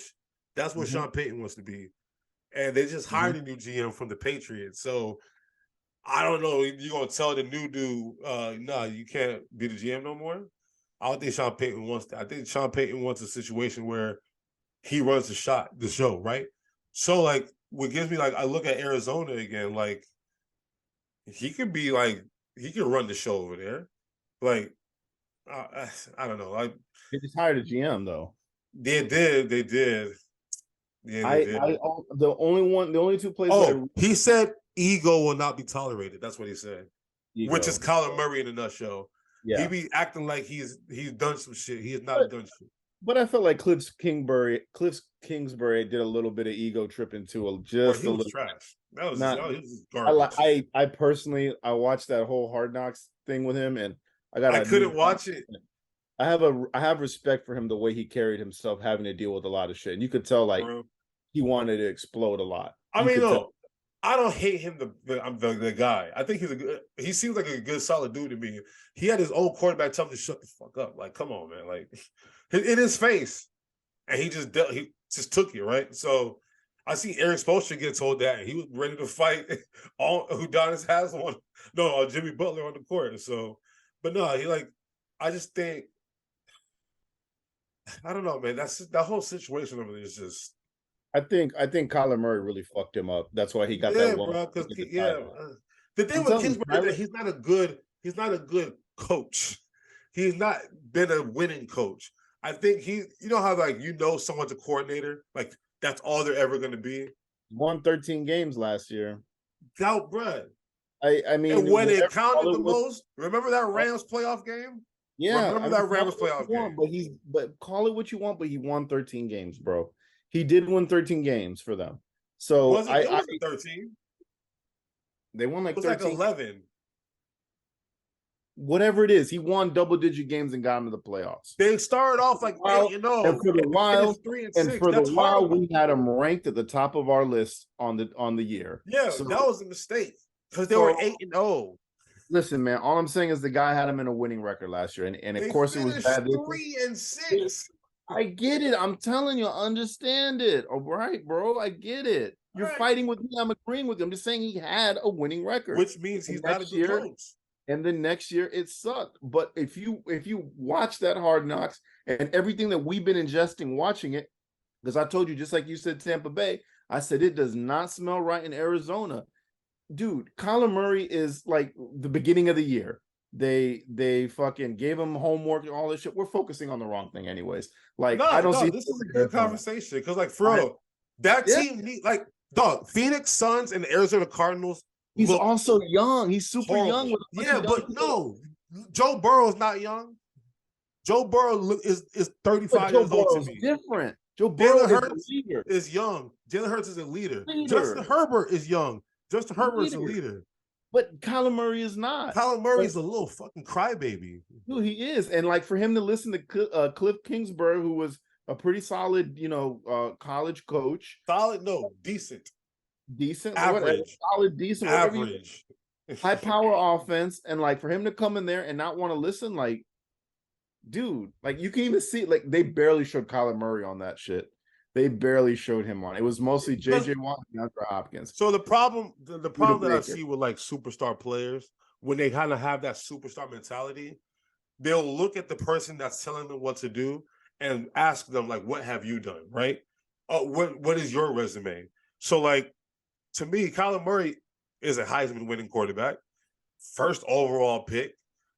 Also was First an MLB player if he wanted to be at one point. first Like round pick.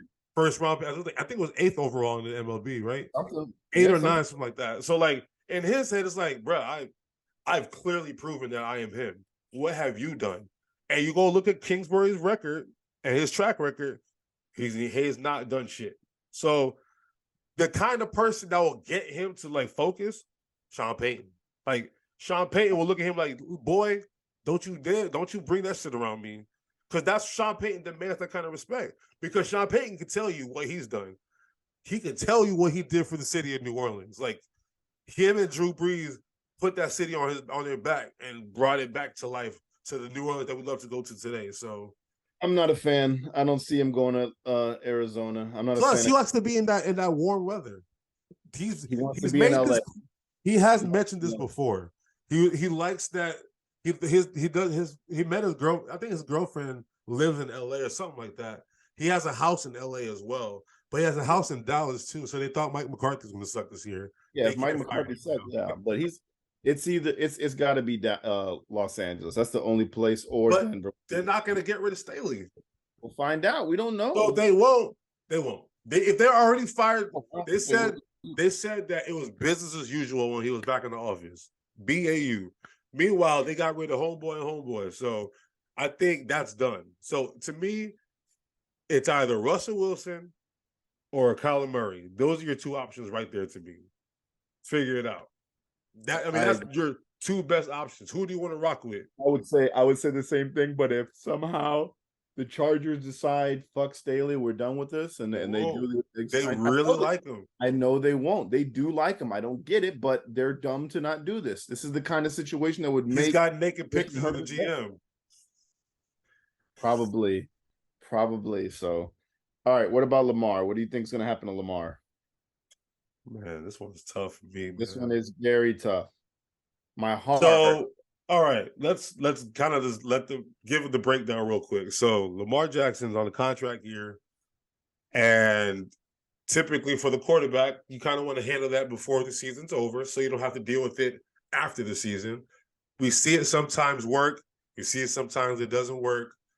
We even see one time where Dak Prescott got hurt on his contract year, and they still paid him after the season. So the problem that we're having now is that Lamar Jackson is yet to be paid. He knows what the money he wants. Deshaun Watson did mess up the market, but if I'm Lamar Jackson's agent, he doesn't even have an agent. That's the other crazy part. Lamar Jackson represents himself. So if I'm Lamar Jackson, so Cleveland paid this dude who has 24 rape cases against him. They pay him $230 guaranteed. And I will leave the conversation at that because that guy plays in my division. And I've been the best until Joe Burrow came along. I've been the best in this division. You know what I mean? I've won a unanimous MVP. I have a 700 winning record. I am this and I'm that and I'm third. And you can't say he's not. And that's where we're kind of drawing the line in the sand. Like, well, they don't want to pay you what you want. So you don't want to play a playoff game. They probably needed you. He probably could have played. So I don't know what that's going to do in the locker room. If again we haven't figured out what the real thing is, you know what I mean. So we got to figure out what the thing is. Was he allowed to travel? Was he not allowed to travel?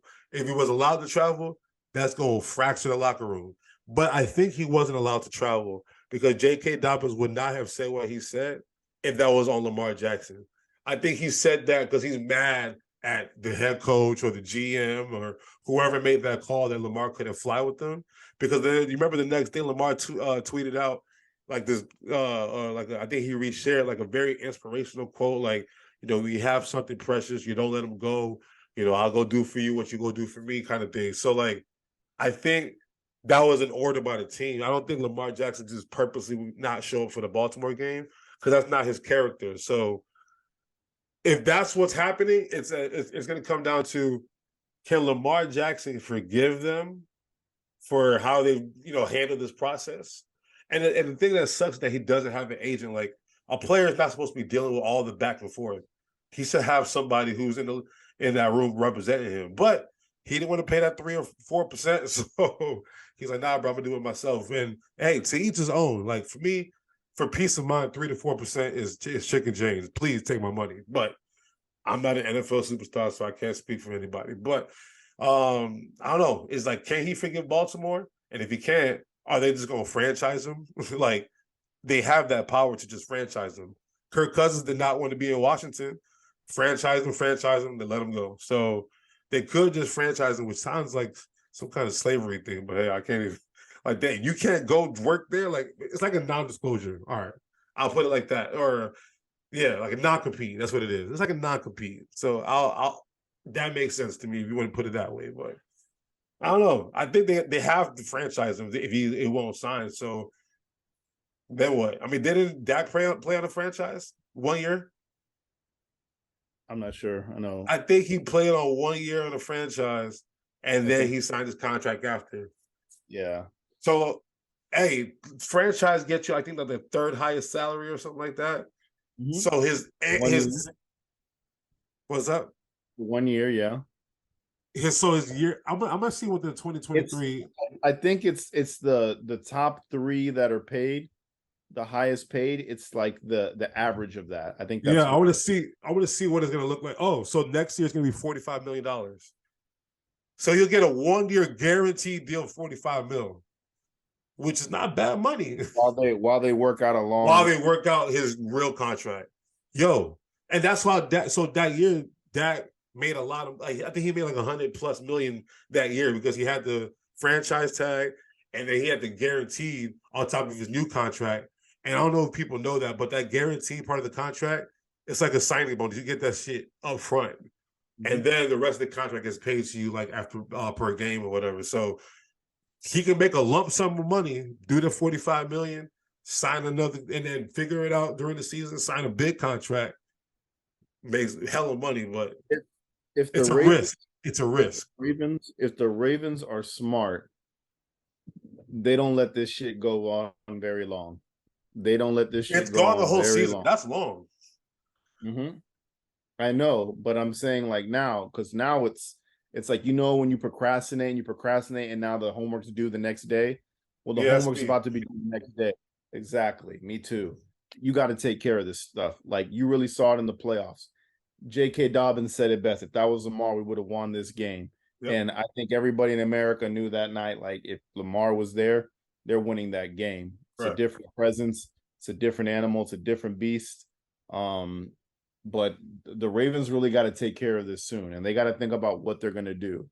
And the one thing that I always preach about to teams, and of course nobody listens to me. Who am I? So but the one thing I preach That's how I about feel.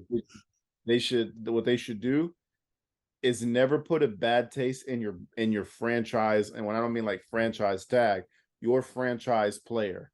Like we can go down that list and we can say Roquan Smith got paid.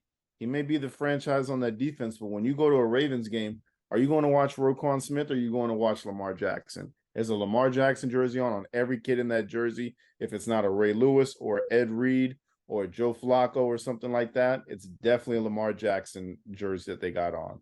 So don't piss that guy off. He should be, given some sort of the keys to the kingdom in a way and treated like royalty. So when it comes time for these conversations, y'all both are on the same page. Y'all can keep it cordial and get this shit done because we all know he should be a Raven. You sign this guy up for whatever deal that you can propose to him that'll be good and it's competitive. Don't slap him in the face with something. But I personally feel like my heart tells me the Ravens will do right. My heart tells me the Ravens will do right. Historically, they have. I mean, they They gave have. Joe Flacco big ass contract because he. I mean, And he went to Wendy's, and he went to Wendy's the next day. The difference is that Joe Flacco won the Super Bowl. Mm-hmm. That's the difference. And look, I think Lamar Jackson this year, that's why I picked him to go to the Super Bowl. Obviously, that's not happening no more. I really thought he wanted to follow that same trajectory where I'm going to go win the Super Bowl this year. And then y'all can't even say nothing about my contract. Because Joe Flacco, of all players in this NFL, at one point was the highest paid NFL player in the history of the NFL because of that one Super Bowl. So Lamar was betting on himself. now it's another conundrum because he ended the season with an injury. It's like it adds another layer to like why they can justify why they don't want to give you a fully guaranteed contract. So I mean, it's tough. You know, it's weird. It's annoying because like none of us we don't hate the Ravens. We don't hate Lamar Jackson. So like these are two teams that we're okay with. Being good But and what I'm trying to not get at making is it like up. my heart says that they'll do right by him, but if I'm a betting man and my brain is usually right more than my heart, I don't think he comes back. Yeah, you don't feel it that strongly at all. Then I'm being serious. I'm being serious. Like that's just a shitty thing to do to a player that if you Lamar beginning of the season trajectory was like he was doing good every game. Even the yeah, game he lost against the Dolphins, like he didn't lose that game for them. yeah, That defense lost that game for him. He just had to get back out there. yeah. So, Tyreek and Jalen Waddle got busy. yeah, they got busy. But I'm thinking with my head on this one. I feel like he's gonna be done. I'm feeling like So I, if it's so, an you don't think they'll Ozzie Newsome. franchise him? Ozzie Newsome isn't there anymore. Ozzie Newsome was the guy that was taking No, care no. of But guys. Ozzie Newsome is still upstairs. He's just not listed as they. He's still in the building. Trust me, he's there. It's like Bruce Arians. He wasn't coaching, but he was there. If they franchise tag him, they better work out a deal and not Kirk Cousins this shit for 2 years. Minimum, if they franchise him, he's gonna play, right? Because at this point, it's either they don't franchise him and let him walk, or they franchise him and he gets paid $45 million to play. Like if I'm Lamar, I'm like I'm gonna take that 45 mil, but this contract shit's not done. That's Yeah, how I would handle that. So but in my but, head, if but not that's Baltimore, then where? the Like last. there's All where? right, so right now, here are the odds for everyone to land him. The number one place to land him right now, and Tampa I'm Bay? not because I'm not a super fan. I'm not that kind of guy. Oh, the The Jets, Jets. the Jets are number one at plus 200. Second are the Falcons at plus 300, and Vegas is at plus 500. Vegas, Those are that's not happening.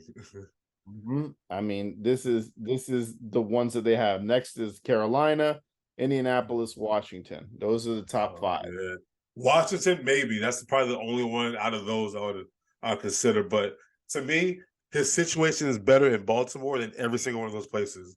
So it would behoove him and it would behoove the Ravens and Steve Bisciotti and their front office to figure this shit out because it works better for both of them. Now, Mhm. if it was one way where he benefits more here or one way they benefit more, like let's say Tyler Huntley ended up being a really good player, right? Like he was balling this playoffs and he looks fantastic. Then the ball is like, yo, you can do what the hell you want, Lamar.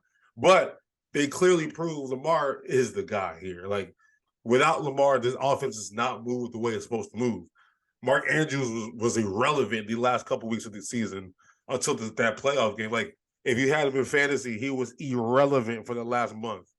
So it works for the Ravens for Lamar to be there, and it works for Lamar to be with Baltimore because ain't no else he gonna go where he's gonna be like in a situation like this. Because at the end of the day, like the Ravens are a good organization. Like they're not like Arizona where it's a shit show every day. Yeah, They're a very well ran organization. I agree. So you got I to agree. trust the organization. So your head needs to come back to your heart because you got to I trust. want to. I You want to. know that it's a good Like organization. this is so foreign. Like for them to give a contract to Roquan Smith that quick was just mind boggling It to was me. a smack in the face. It was It a smack in was. the face. I agree with that. But like, I don't know, man. We don't We know don't what's know. going on We don't behind know. closed doors. Exactly. So We don't. We don't. There's a whole lot of things to be answered. But as of now, I'm sticking with my head on this. My heart may come back.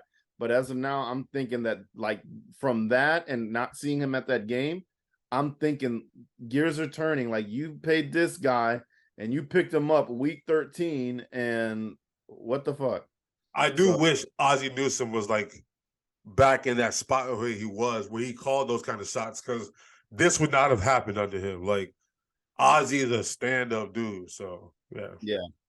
Last one we got Tua. What do we think's gonna happen with him? Dolphins said they want him back. He's gonna come back, but I mean, what does Tom Brady want to do? It's like, who are you gonna wait on? You gonna wait on Tom Brady to make a decision, or you're gonna wait on Tua's body to get right? It's like it's tough because obviously So Stephen Ross, and is a Michigan alum. Tom Brady's the Michigan alum. They're the same alumni association. Like I heard they're actually pretty good friends. Old ass Stephen Ross and Tom Brady are pretty good friends, right? So clearly, and then Sean Payton retires out of nowhere. So clearly, this was a link that was real, and which means because when they were doing this, they already had Tua. So I don't care how well Tua played this year, he can't stay healthy. Teddy Bridgewater is not the option. Skylar Thompson's not the option. If Tom Brady wants to be available, I mean that's where his kids live. Like Giselle wants to live in Miami. I remember reading about it 2 years ago. Their original plan was to come down to the Dolphins, but something happened, with everything. So he picked Tampa instead because it was still in the state of Florida. Giselle the whole time was not trying to live in Tampa. She wanted to live in Miami, right? And that's why he was going to make that move to Miami during the offseason. Plan went sour. Marriage is over. Like everything I think it got this year was not how he expected it to go. I think he really thought he was going to be a Dolphin. And then Giselle's going to be happy because they're in Miami. She'll let him play one more year because she got him down to Miami. He's there for the kids more, blah, blah, blah, blah, blah. And now Miami is like, nope, use the first round draft pick. You're not going to, you did, Brian Flores is right about his allegations against y'all. So it's real. It got real messy. And now they can fix it by getting him again. But do you want a 46-year-old quarterback who can't move, or a 26-year-old quarterback who can't move because he's always going to be hurt? And that's what it comes down to. It's a tough call. Yeah, I personally think after watching him this year, like I think he should just call it a career, man. Like I'm looking out for the guy's safety. I like Tom or Tua? Tua, man. We're past Tom. Tua's not gonna call it a career, bro. He's too young and too talented. He's a competitor. Let me talk. Let me talk about that. He's a competitor. Like I understand that. Personally, for me, I would be advising that because the man, how many doctors have had to look at him? I know. That's a lot of doctors for you to be cleared every time. All right. If not, like come up with a contract for him where he sits out a year or sits out someplace and you hybrid this quarterback shit or something. Like at this point, I'm looking out for the guy's safety. I've never seen a player as fragile as Tua until Teddy Bridgewater became his backup. Until Teddy Bridgewater became his backup. but Anthony Davis twins. Yeah, exactly.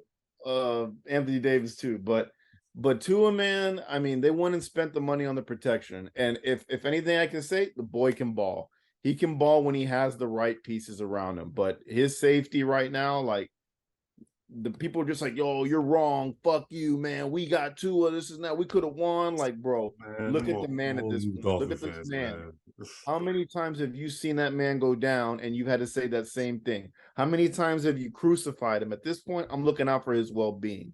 I'm that guy in his ear, like, think about it this way. Think of it this way, my man. Who's your favorite defensive player of all time? Of all time? Oh. As a Jet, Darrelle Revis. No, not just in general. Probably still Darrelle Revis, but also Charles Woodson. Thank you. So Charles Woodson tweeted, just seeing the news about Tua, if it's indeed another concussion, he has to think long and hard about continuing to play this game ever again, period. Charles Woodson is my dog. Like, that's my guy, Michigan, you know what I mean? Everything he says, I listen to. And if Charles Woodson is telling you, yo, you probably should consider that shit for real, that's coming from a place of love, like, for real. Like, it's scary to see somebody's fingers cramp up. And we just saw what happened with DeMar Hamlin. Like, and I know that was a completely different injury, but we just saw what happened with DeMar Hamlin and how scary that situation was. Her head cannot be getting banged around that much, period. Like point blank, period. No matter what you're doing in life, your head's not supposed to be moving around like that. And if every time you fall to the ground, even if your head doesn't hit the ground, there's a chance that you have a concussion, something's very neurologically wrong with you. I'm not a doctor, but something's clearly wrong. Because, like, even though it wasn't his head that game against the Bills, the fact that he wobbled to the floor because of a back injury, that's a neurological issue. Like, he was running around and getting ragdoll. It was like a baby gazelle getting thrashed by lions. Like it didn't look good. Like I'm not. That's the best way I can explain it. It looked like he was just getting manhandled. It was sad. Like I was like, can this game end? Because I don't want to see this man just get destroyed left and right. Yeah. It hurt to watch. Like Hell, you that's got to look tough, out for bro. speed now at this point. But Yeah. like I understand him wanting to go back out there. But if I'm the kind of guy that like what's the George Bush quote? Fool me once, either way you can't get fooled again. Fool me twice, can't Dolphins are get fooled again. Either way you can't get fooled again. Dolphins are gonna get fooled again, and you're fucking with this man's life. So I'm if this is me as the team physician at this point. I'm looking this man in the eye and I'm saying, personally, I do not think you should be playing this game anymore after how many doctors and how many concussions you had last year and how many scares. As a competitor, I know you want to play. I will leave it in your hands to make the decision, but I am telling you as the team doctor, I don't think you should play. That's what I would do. You know what I think he's waiting on? His salary next year is a base of $1 million. Roster bonus 3.7 mil. He hasn't gotten the big contract yet. And it's probably something that he wants to go create some generational wealth for his family. He's gonna say, "Yo, fuck, I'm like, bro, he's like Samoan, Right. He's Samoan, bro. Like Right. they tough. Pride. They are It's tough. pride, bro. Like they are, but he's not defensive. He's not a defensive Samoan. Bro, He's it a don't throwing matter, bro. Samoan. You watched the Manti Te'o documentary? I did. They from Hawaii, I bro. did. Like they are brainwashed with football. Like that is what they do. Like so, I don't care what position he plays. He is brainwashed. Like, nah, I'm gonna go finish this shit out. Like I'm gonna go get that damn contract. I'm gonna at least get through a 17 game season. Like his instinct is not gonna change over some head injuries, unfortunately. And we saw it take Junior Seau's life. Think about it. Junior Seau was the same exact way, and he drove off of a cliff at the age of 40. So that's the unfortunate thing about brain injuries is that when you're already kind of brainwashed to think how you think, you're not giving a shit about no damn concussion or no damn CTE. Like that's like the least of his worries. I know that. I know that's why I say he's a competitor. He's a competitor, so he wants to do all that shit. But it's just sad. Like I'm sure he would still get paid afterwards too, like from an organization that would want him as something like As what? some kind of talent in the room. He's marketable. Bruh, he wants that. Bruh, Justin Herbert is about to get paid. Lamar Jackson's about to get paid, right? Right under them, that's next in line is Joe Burrow and Kyler Murray. I mean, but Tua ain't ever available. That's the problem. But Tua's not available. Best ability. Lamar hasn't been available the last month of last two seasons. I mean, like you got to think of it that way. Has an MVP. Lamar also has a higher winning percentage than Tua.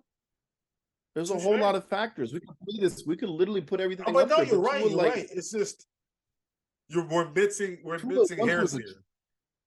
Tua once was a trading chip, was a trade chip to try and get Deshaun Watson. Yeah, but that was just. And then they dodged the bullet, and now they're literally throwing the gazelle to the Lions. Don't do that, bro. Don't do that. Don't do that, bro. That was the most scariest game I've ever watched a player playing. Like I kept watching him get hit, and that's all I could think about. I was like, God, it's weird though. He gets thrown to the ground like a rag doll, like all the time. It makes no sense how like he has like no lower body strength or something. Like dog, why are you getting thrown like this, dog? He used to do those Dak workouts, bro. He used to do those. That's what. Hey, we made fun of Dak. Dak gonna be looking like that, dog. Dak is a sturdy dude. Dak is sturdy. He breaks his leg and he's out, bro. He breaks his leg. He came back in like 9 months. Ready to go. Got a playoff. All right, what else we got to talk about? All right, we got the divisional round coming up. So instead of just picking, who's gonna win the game, we're gonna do it by who is your favorite. Who do you prefer? Who are you picking to win that matchup between the two, just individually. Like, who do you think is the better of the two, essentially? So, we're gonna do it with quarterbacks, running backs, wide receivers, a wide receiver group. We can say pass catchers if we want to. We can include tight ends. So pass catchers, and then just overall defense. All right. So first game of the weekend will be Jacksonville and Kansas City. So we'll start with the quarterback. Who are you picking? Tua? I'm not Tua. Tyler, Patrick Trevor, Mahomes or Trevor Trevor, Lawrence. or Patrick Mahomes? Taking Patty Mahomes, bro. He hasn't gone. I mean, his resume speaks for itself. Yeah, I gotta take Patty. That's me. That's the guy. That's the gold standard now. All right, let's move on to the running back position.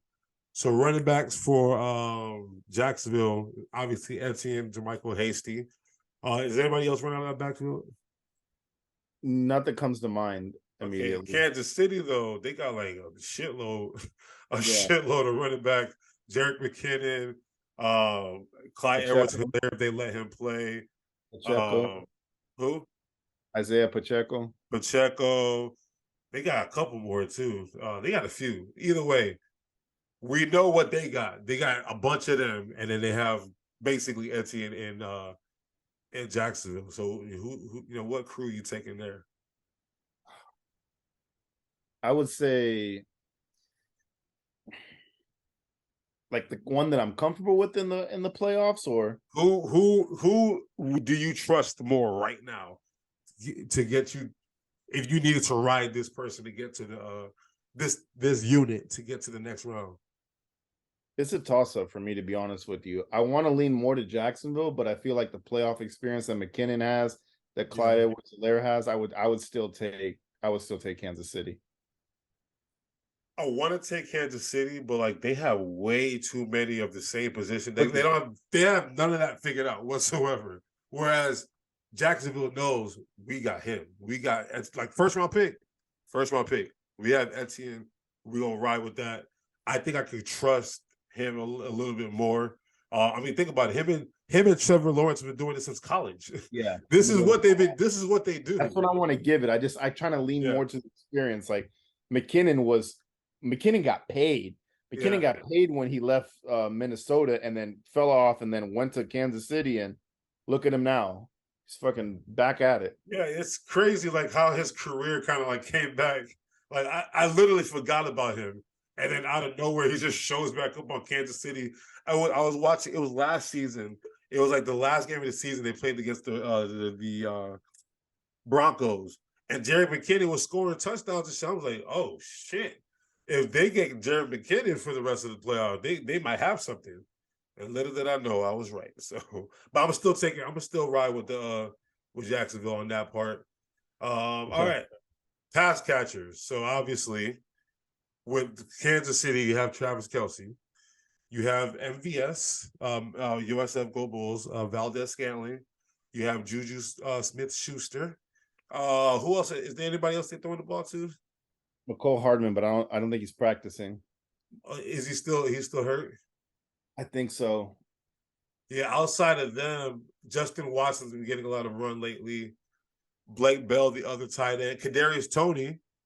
So they got Kadarius Toney. Is he practicing? Yeah, he's practicing. Sky Moore is on it. So they got a lot of just guys. And then Jacksonville, we know who they got. They got your boy, Christian Kirk. Evan Ingram has been catching the ball this year finally. Zay Jones has come on as of late.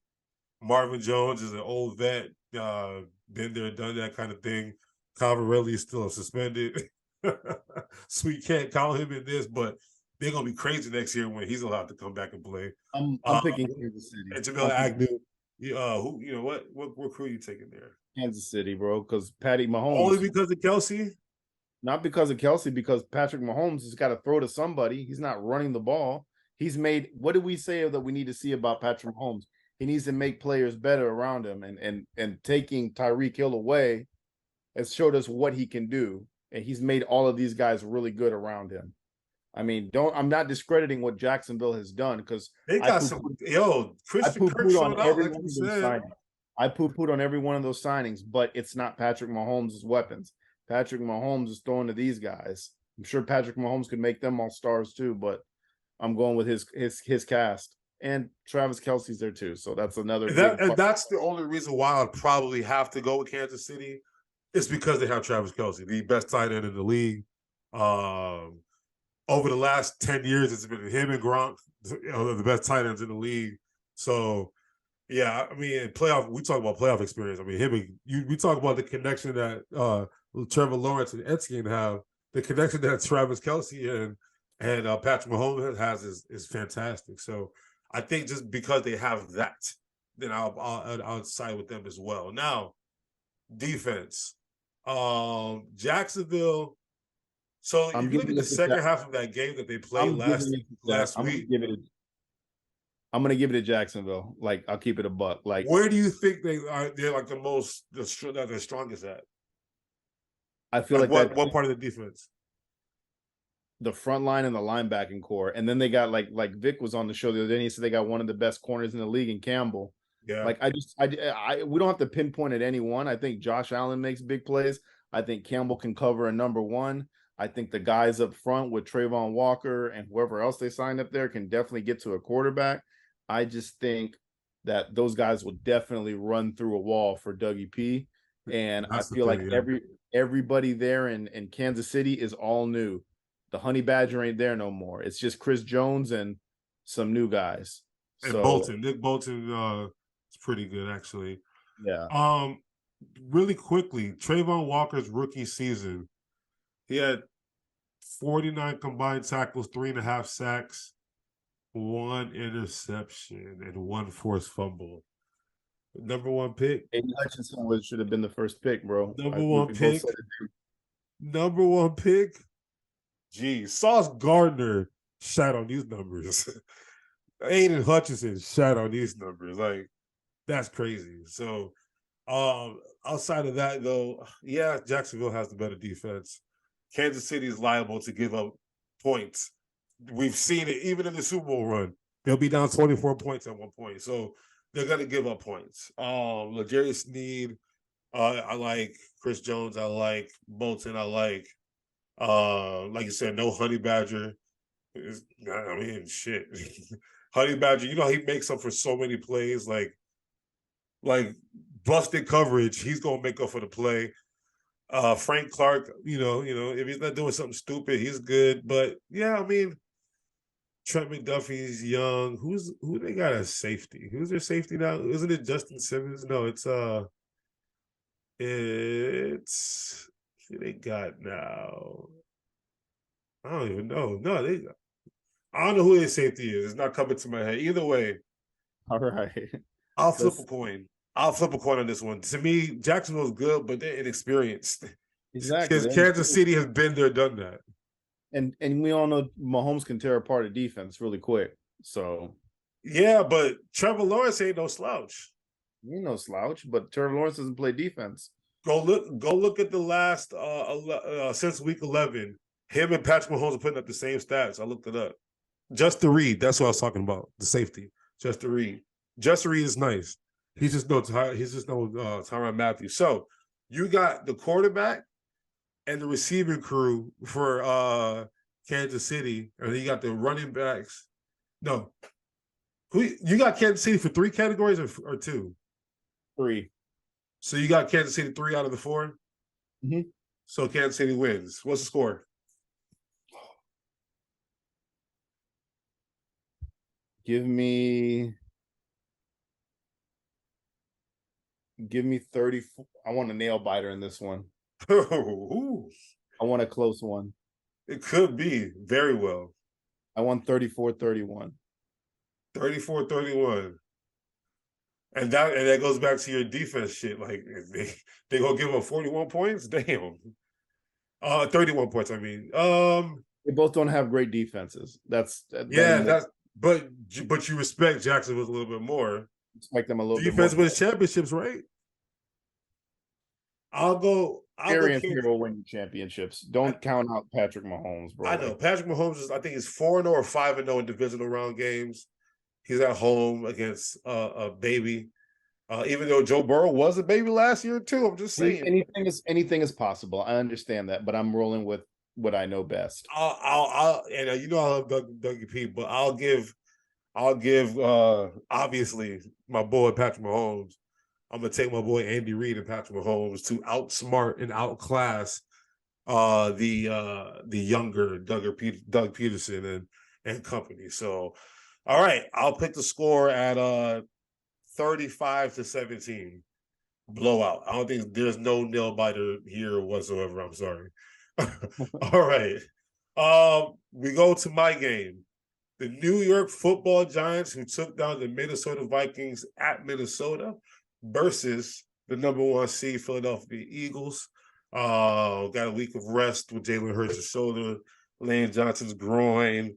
Avonte Maddox was a little banged up. So a lot of rest, which we definitely needed.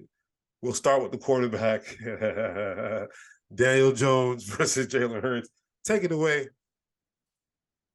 Give me Jalen Hurts all day, baby. You know that. Really, you take Jalen over Daniel Jones? Absolutely. You know I would. Don't even try and play Wow. stupid Okay. here again. Oh, Don't play wow. this shit again on our Why? show. Why though? Why would you take Jalen Hurts over Daniel Jones? I would take him over Daniel Jones, one for the fact that he's been in the playoffs before, so he has experience. He did not win his playoff game, but he definitely got to play in it and play against a Super Bowl winning. Was it Super Bowl winning team that beat him? That was the Rams. They lost to the Rams. They were still coming off some steam. They were still pretty They were powerhouse. the defending champs Yeah. Okay. So at home. first at it. He's been pretty consistent all year. But what about the shoulder? The shoulder doesn't hurt me at all. It doesn't scare me one bit. That boy is a natural born leader. Like I want to believe Daniel Jones is a natural born leader, but I just don't see him speak enough. But he impressed you in that Minnesota game. I was impressed. He really did, and I'm more impressed with Daboll than him and what Daboll's been able to do with what Sammy said so beautifully, the haystacks that they have at wide receiver. Facts. So that makes me feel like great for Daniel Jones. However, I have more confidence in Jalen Hurts than I would Daniel Jones. They're both kind of the same type of quarterbacks, in my opinion. Don't you dare! I'm just kidding. You're right. I'm saying the type. You're right, though. You're right. They're both not. They can pocket pass if they need to. Jalen Hurts definitely has more weapons and more compliments and a better O-line and the most complete team in football, in my personal opinion. So I got to rock with all the supporting cast that's around him too, because it's not just about one. It's who's he going to throw to. If you were asking like who do you expect to run better, I'm still going Jalen Hurts. But if we're looking at who he's throwing to, who he's handing it off to, the decisions he's going to make, I'm still rolling with Jalen Hurts over Daniel Jones. And you know who I'm riding with, so Sure. I'm taking my boy the dog to over my left shoulder, right shoulder, Jalen Hurts. Yeah, I'm taking that boy right there. Now speaking of run better, you got two Penn State running backs. Yeah, this one's a tight one for me. Saquon and Miles Sanders had a nice bounce back year. We were making fun of him last year for not getting touchdowns and all that other shit. He bounced back this year, like juvenile. If I had to give it to one, I think this is where I give the Giants a leg up, though, and it's very close because when I keep in mind overall running, this is where I think Saquon is the big focal point on that offense. Yeah.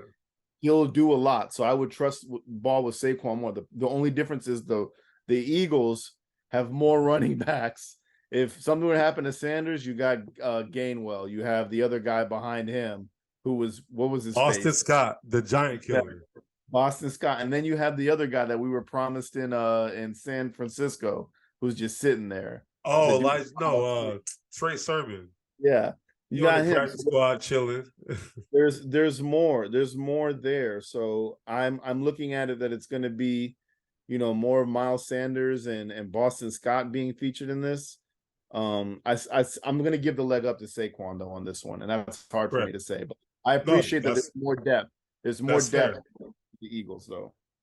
So I got the statistics. The Giants had 520 carries for 2,519 yards.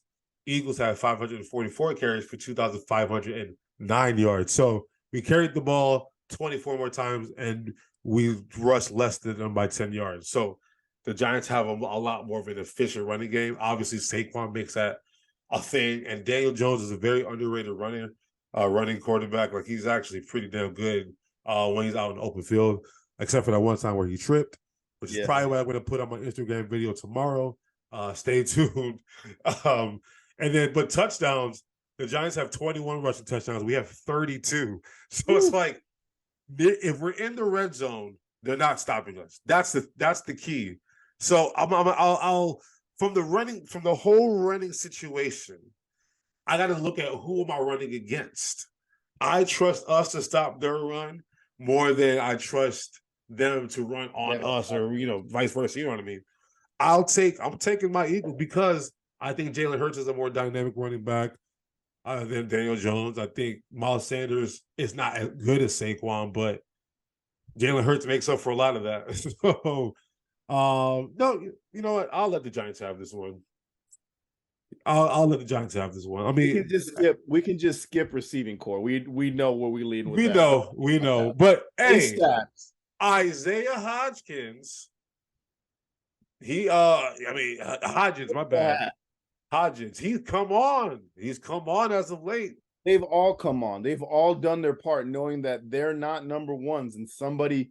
It's like literally that scene in Jurassic Park where they throw the goat in there for the raptors to eat and shit. Like somebody's got to come up on top. I never watched Jurassic Park in my life.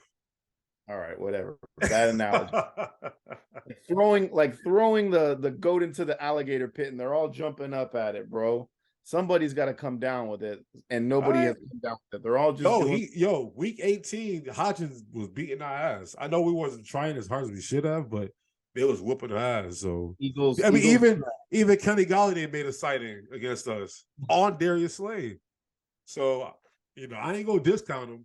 I'm obviously taking AJ Brown and Devontae Heisman Smith and my tight end, what's his name, Dallas Goedert. I'm definitely taking them, but I ain't sleeping on the Giants. All right, defense. This one, I'm giving the leg up to the Eagles. Like I said, they're complete. They got everything. They got 2 lockdown corners. They got a great D line. They got good linebackers, and the secondary is good. The Giants got a good defense. Don't get me wrong, but it's just not as good. It's not as good as the Eagles. I fucking love Leonard Williams, man. That's like one of my favorite players in the league. Yeah. You mentioned him a lot. I always hated the Jet. I got a jersey, bro. I thought he was going to be a Jet for life, and they cut ties with him and gave up on him. And he's found a resurgency on another New York team. It's across the street. I know, across the hall. But Dexter Lawrence, and him up front, and then you've got Adoree bitch Kevin Thibodeau. Yeah, you got. He still got to get his. I'm sorry, I'm just kidding. I give the leg up to the Eagles in this. Like I said, the team is complete on both sides, and the Giants' defense is less superior to them. There's holes in places. They had to go back and get what's his face. That was their old safety from the Reds or from the Commanders. What's his face? Collins. Yeah, they had to go get Landon Collins. Hey, he made some plays. He's been making plays now. He did, but he's nobody on the Eagles secondary. So you got how many? You got 3 Eagle categories. I got 3 Eagle categories. What's the final score? You're gonna like this. I think Giants come back down to earth. I'm gonna give it. I know it's a divisional game still. It's hard to beat a team twice or whatever. Didn't they beat you once or no? No, it's 2. We got 2. I just don't see the Eagles going out, bro. Like I know it's hard to beat them a third time, but I think the Eagles take care of business. I'm gonna go give me 34-21. I like it. I like 30. I'm picking the Eagles, obviously. Even though I'm not even gonna lie. I'm actually a little a tad concerned because how we played that last week against them, it was ugly. But That's neither here nor there. It just looks sloppy. And I always am a firm believer that you're going to be a little rusty off of that bye week, just plain and simple. They're coming off of a very high level playoff game, but we're coming off of the couch. So I'm hoping that we stay engaged throughout this whole bye week. I'll I think watch we're good. both. I think we'll get out to a slow start and then kind of take off in them in the second quarter, and then kind of just hold on to a lead. So I got us going 28 to 20, 28-20, Philadelphia. All right. Whew.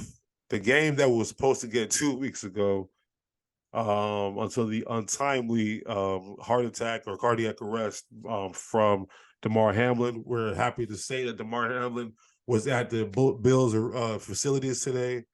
He's back walking. He's back. He's not all, he's obviously not all the way back to Damar Hamlin, but for where we were 2 weeks ago when we were recording this and how somber it was in here, we were kind of concerned because we didn't know if he was going to make it, right? But now we know that he's made it. He's doing fine. So now you can openly talk about how much it ruined your fantasy team championship. You can openly talk about it now because it's okay to talk about they didn't reschedule the game. They did one better and made it a playoff game. So, damn, we all knew how big that game was going to be for Monday Night Football. That was just Monday Night Football. Like, this is the game is going to be the big Kohina, the big pizzazz. And it starts off with two guys competing for one of those top three spots at quarterback in the NFL right now. Because, Mahomes is one of those three, if not one, obviously. And everybody's debate is Joe Burrow, Josh Allen, or Josh Allen, Joe Burrow. Who you got?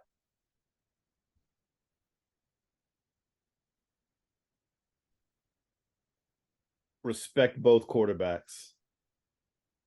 I think they're both great quarterbacks. I feel like we don't talk about Joe Burrow enough. And if the game's on the line, I'm sorry. I'm going Joe Burrow. I'm taking Joe Burrow. He's the most, out of all the quarterbacks in the league, he's the greatest leader of them all right now. He is the best leader of them all. And he doesn't, like I told you in the beginning of the show, what I saw with Josh Allen, when it's time to get sacked, Josh Allen's going to run. He's going to do something bonehead and he'll lose the ball. Joe Burrow's going to protect it and go down with it. So I'm picking Joe Burrow can't get out the pocket too, though. I've seen him run. He can't. He's not great at it, but like we saw him dodge. We saw him dodge Chris Jones. Okay, he had him wrapped up. Had him dead to rights. He's a pocket passing quarterback, but he can be mobile if he needs. He's no Josh Allen. I'll take Josh Allen in the running game, but I'm taking Joe Burrow as my quarterback. Yeah, so I feel like because of that playoff game that Kansas City and the Bills had last year, during that divisional weekend, it was like the greatest playoff weekend ever in the NFL. And they had that overtime 13-second duel or what have you. Everyone was ready to put Josh Allen at number one automatically. You heard it everywhere. Josh Allen, Josh Allen, Josh Allen, Josh Allen. Meanwhile, Patrick Mahomes got beat by Joe Burrow, and Joe Burrow made it to the Super Bowl. Like, just under the radar, made it to the Super Bowl when nobody saw the Cincinnati Bengals coming. Nobody, except for Vic. Nobody saw this team coming. So, fast forward to this year, we talk about Josh Allen all season. Josh Allen, Josh Allen, Josh Allen, Josh Allen. And lo and behold, Joe Burrow has not lost the game since like week nine or some shit. Like, he doesn't have those bad losses that Josh Allen has. He doesn't do that careless shit with the football sometimes. He's just steady. And we talk about everybody else.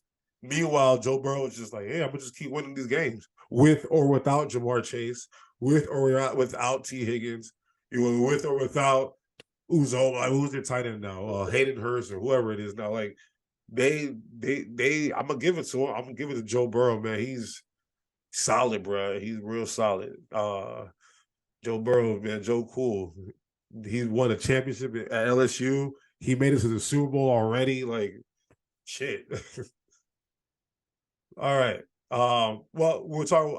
I would know. Let's go to the past captains. We were just talking about them. We'll start with Cincinnati real quick. And Tyler Boyd, Jamar Chase, T. Higgins, probably the best trio in the NFL. You would say? I would, yeah, I'll put him up there. And obviously you have that guy Trenton Irwin every shows up every now and then. The white sunshine. I'll be seeing him catching a lot of balls. And then they have Hayden Hurst, obviously, like I mentioned, Mitchell Wilcox, go Bulls. So that's Cincinnati. And then Buffalo got that boy Stephon Diggs. Gabe Davis be showing up like every now and then. Tavon Austin's on the team. Cole Beasley played big for Miami. Like he came back, no vaccine, big. John Brown is out of nowhere. I'm like, yo, John Brown is back. John Brown's my favorite football player. John Brown is back. I was like, I did not see that coming. So, and then they got Dawson Knox. You know what I mean? Like they got Dawson Knox as well. So, and they got Kumaro. and Jamison Crowder too. And they got Jamison Crowder. They got a squad, bro. So who you rocking with? Either the best trio, baby, or Buffalo. I'm gonna go with Buffalo only because they got to see Eli Apple, so they're gonna eat all day, bro. Eli Apple got cooked that game against Baltimore. Eli Apple. I'm Africans look bad. I'm gonna lean a little bit more towards Buffalo. I want to pick Cincinnati, trust me, but they're gonna have to go against a really good defense. But that defense has been getting exposed a little bit. I mean, shit. Skylar Thompson had Diggs. I mean, had Waddle wide open a lot. He just but careless mistakes from Josh Allen put Miami into the game too. So yeah, I'm gonna give because Stephon Diggs in the playoffs is money, bro. He's just 2 days ago was the 5-year anniversary of the Minnesota Miracle. Stephon Diggs made that play, and shit. You want to talk about money? That's scary. That was money right there. Man, that's tough. That's real tough, man. Because I respect Stephon Diggs. He's top 5 for sure. Oh, for sure. Gabe Davis is a little UCF ass, but he's solid. Beasley, I'm going with Cincinnati. I'm going with Cincinnati. They made it to the Super Bowl. They know how it feels. Jamar Chase is one of them guys that he's probably going to be overshadowed by Justin Jefferson his whole career. Devontae Adams is still there. He's always going to be overshadowed, but he's always going to be top 3 in categories every year, in my opinion, if he stays healthy. He obviously has done a lot for that team. T. Higgins could very well be the number 1 guy on that team. Mr. Boyd could very well was the number 1 receiver on that team. So they got 3 number 1 guys openly and happily accepting their roles on the team. Nobody's crying about catches. You haven't heard shit. I haven't heard nothing. I haven't heard nothing about them complaining about touches or anything like that. And you got the man Joe Burrow throwing the football where it's supposed to be at all times. Cool, calm, and collected. I'm gonna rock with those. I'm gonna rock with that trio with Hayden Hurst. I'm gonna rock with Cincinnati on that one. All right. So far, I got Joe Burrow and the Cincinnati receiver. Running game. Overall running game now. Buffalo Bills have Josh Allen, part of that running game. Devin Singletary is part of that. Nyheim Hines is starting to show a little bit more pop again. And then what's his name? James Cook, right? Like they got a pretty good they got a pretty good backfield. Duke Johnson, your boys over there. I don't think he plays. And then Cincinnati, we know what they got. They got Joe Mixon, they got Samaje Perine, and that's it. So you gonna take that lengthy what you got in Buffalo, or you gonna take that Joe Mixon and Samaje? Buffalo all day. Josh Allen gonna fucking run. Same. Josh Allen he makes that engine roll. So all right, defense. Buffalo, Cincinnati. Buffalo. We just saw Cincinnati make a big defense play to basically, that's the reason why they won. That was dog. Baltimore was about to go win that game had they scored that touchdown, guaranteed. And Hubbard with 1 fumble recovery, 98 yards, game over. So you got Buffalo. If I pick Cincinnati, I got Cincinnati for what? 2-2. almost all the categories. If I pick Buffalo, it's 2-2, which not I'm going with Buffalo. So my score is about to be hella close. What you got? I got 3 categories for Buffalo against 1, Yep. but I feel like Cincinnati is like that team though. Still, So I I feel mean, but they're only better at one position. it doesn't matter. Like they win games. What did we say last year? They were the luckiest team to get shit done, field goals. They So should have you lost. is this part of your hatred for the Bills? No. All right. I personally think the Bills are going to win. They're playing for DeMar. They're playing with a lot of shit. They're playing with big chip on their shoulder. Yeah. I could see this going 2 ways. I could see it's like You got the to pick Cincinnati. one. I know. I'm just telling you. I'm picking the Bills. I'm picking the Okay. Bills because like the Bills are going to bill. I'll always say that, but I feel like this is their year now. Like they've got to fucking win this. Like how many more years we have to see this disappointment? I'm gonna go nail biter. I'm gonna go shootout 34, 31, or 32. Yeah, I got Close. about the same. 31 to like 30 or 31 to like 28. Um I mean, the Damar Hamlin thing to me is the thing that's going to motivate this team more than anything. And the way they've played, although it hasn't been perfect, there's a little bit more oomph to their game because of dealing with that. Damar Hamlin being in the locker room this week, man, that's they gonna come out and try to bust some heads. So being the home team, Bills Mafia is gonna be there. I'm gonna rock with the nail biter as well. Only if the game was in Cincinnati, man, I don't know. I'll probably be rocking with Cincinnati, but the game's in Buffalo. That Bills Mafia is crazy. I'm gonna rock with Buffalo on this one. All right. Last but not least, we have the Dallas Cowboys and the San Francisco 49ers.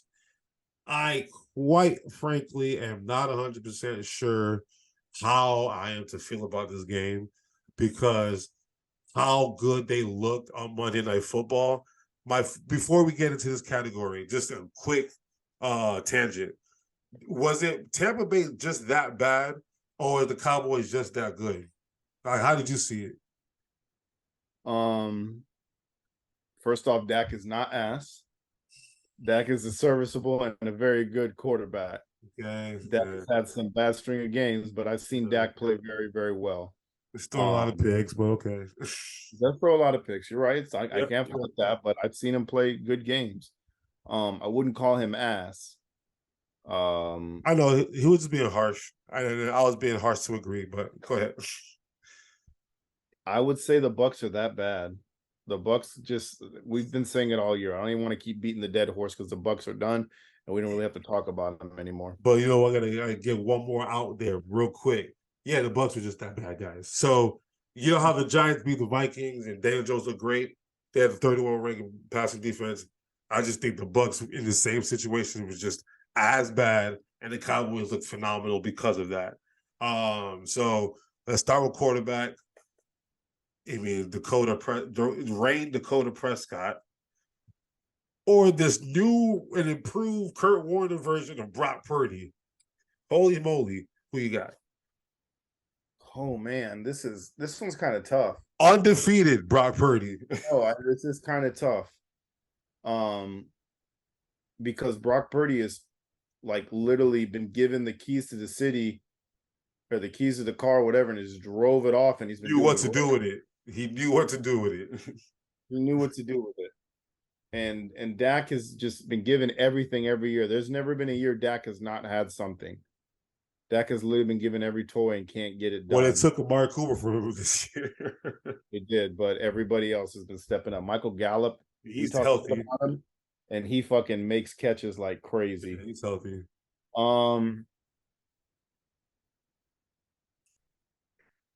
Fuck, I give me Brock Purdy. Give me Brock Purdy. Wow. Because he's just going all gas, no break right now. As much disrespect I've been spewing towards Dak's way.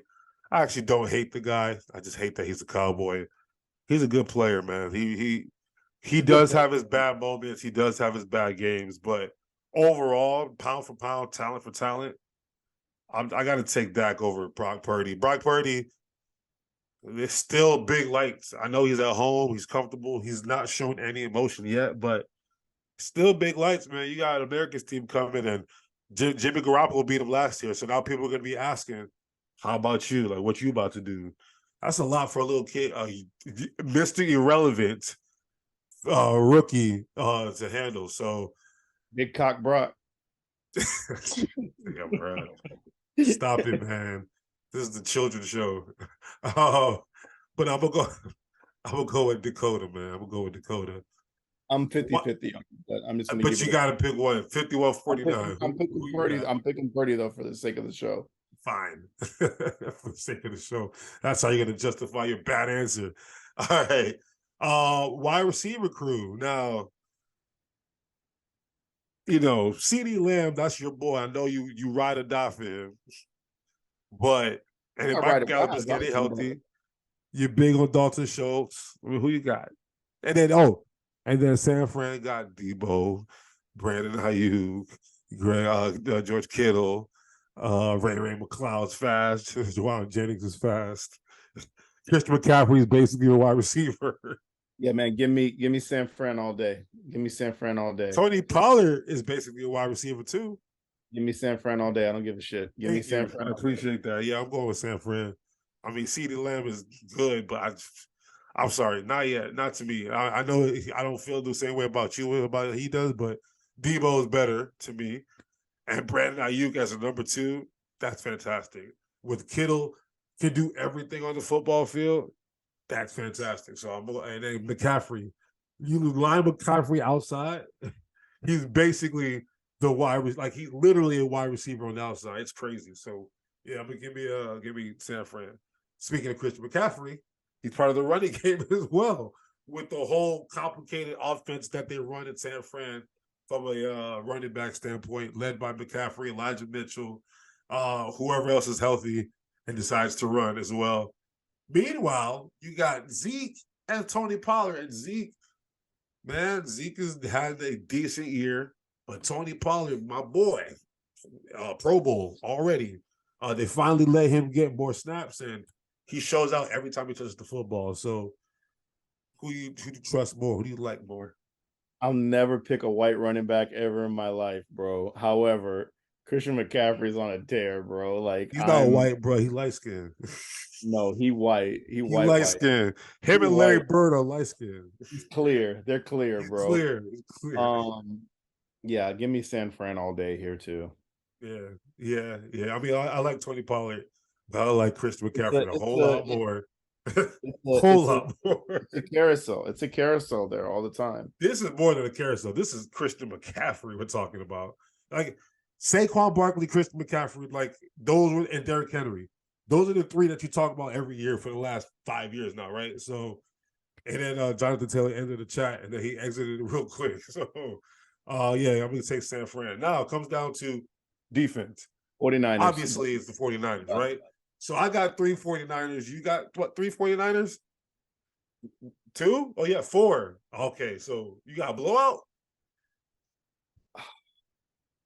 I don't want to say it's a blowout because I think Brock Purdy is going to be a little up and down here. Yeah. I think he gets a little bit exposure. Because the Dallas defense, they're no slouches, but that San Fran defense has been playing together for a very long time, and they know each other very well, and they know what's expected. I'm gonna go 28-25. Oh, close one. No, they're all going to be close this week for me. But you think Cowboys going to score 25 on that San Fran defense? Yeah, I think they can. They about to playoffs are different. Playoffs are different. I really do think that the Cowboys can win this game. I do have 3 categories to 1, but I really have a bad feeling about this that they're going to win. But I'm going to temper that. I'm going to go with my whatever, heart or brain, whatever it is. I got San Fran winning. I got them putting up 27. I got the Cowboys putting up 17. 27-17. Because the Cowboys, every time they play really well, like, damn, here they are. Like, remember they beat Minnesota like 40-3, and then they come back with stinkers against like Jacksonville and Houston. I think it's the same thing. They beat the shit out of the Bucs, but they were celebrating like they won the damn Super Bowl. Mike McCarthy had chains on like Kirk Cousins. Like, come on, man, what the hell are we doing? Y'all just won a wild card game against a banged up team. I'm going with San Fran, 27-17, to set up the Philadelphia Eagles versus San Fran, and for me to set up Kansas City versus Cincinnati. No, Buffalo. You got Cincinnati? We both got the same. Both over. So we all got the same 4? Well, luck we're not doing pick'ems no more. Thank God.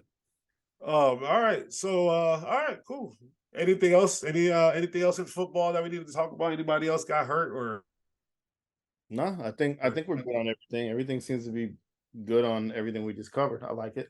Give me one NBA thing that one NBA sentence for your week. Like what's grinding your gears in the NBA? Jalen Brunson is an all-star. That's it. Oh, Jalen Brunson is an all-star. The coaches will probably get him in there. He's a coach's guy. Like they like that kind of player. All right. Well, to kind of match that, Joel Embiid is the MVP of this league, and they're going to keep robbing him, and I'm pissed off about it. But I'm tired of the disrespect that Joel Embiid is getting. He's averaging 33 points, 10 rebounds, 2 blocks, 1 steal, shooting 85% from the free throw line, 53% from the field, 35% from 3 at center. Last night, we beat the shit out of the Clippers, and James Harden went 1 for 6. James Harden went 1 for 6 last night, and we beat the shit out of the Clippers with Paul George and Kawhi Leonard at the Staples Center. And my boy gave y'all another 40-piece. You got to stop playing with my boy Joel Embiid. He is him. And, God, Jokic is good. I get it. Giannis is good. I get it. But we got to do storylines. What's Jokic's storyline now? What's Giannis' storyline right now? Embiid has got the city of brotherly love on his back. And Tyrese Maxey, the young kid, just coming in, just having fun on the court. Joel Embiid, man, that's my guy. MVP. And that's all I got. And that's the show. All Go ahead and wrap us up. Yeah, you can find us on Twitter at fair_weatherpod. Marlon Humphrey, we did shout you out, so jump on the pod. Come talk football with us. You said you want to jump on a podcast and talk some sports. Marlon Humphrey, what up, baby? What it do, Let's baby? talk, bro. Let's talk, bro. I got some questions, my G. Shout out to C's for the app. You can find us on Facebook, Instagram, and YouTube. Search the Fair Weather Podcast, and wherever you subscribe or listen to podcasts, you can find the audio version there. Words of wisdom to go. Lamar Jackson's A-Rod's scream, Marlon Humphrey. You know we got love for y'all. Man. We just want to chit-chat, have a good conversation. I'm looking forward to this playoff weekend. Deep breaths. We got a Saturday night game, so fly Eagles fly. It's all love, Giants fans. I don't hate y'all as much as I hate the Cowboys, so don't worry. It's not personal. It's just business. Cowboys, I hope you get your ass beat. Joe Burrow is that dude. Patrick Mahomes is the GOAT already. And LeBron James is only 316 points or 12 points away from breaking Kareem record. Just dropped 48 at the age of 38. Stop playing with this man. Since he's turned 38, he's averaged 37, 9, and 9. Stop playing with this man. That's all I got. Just ready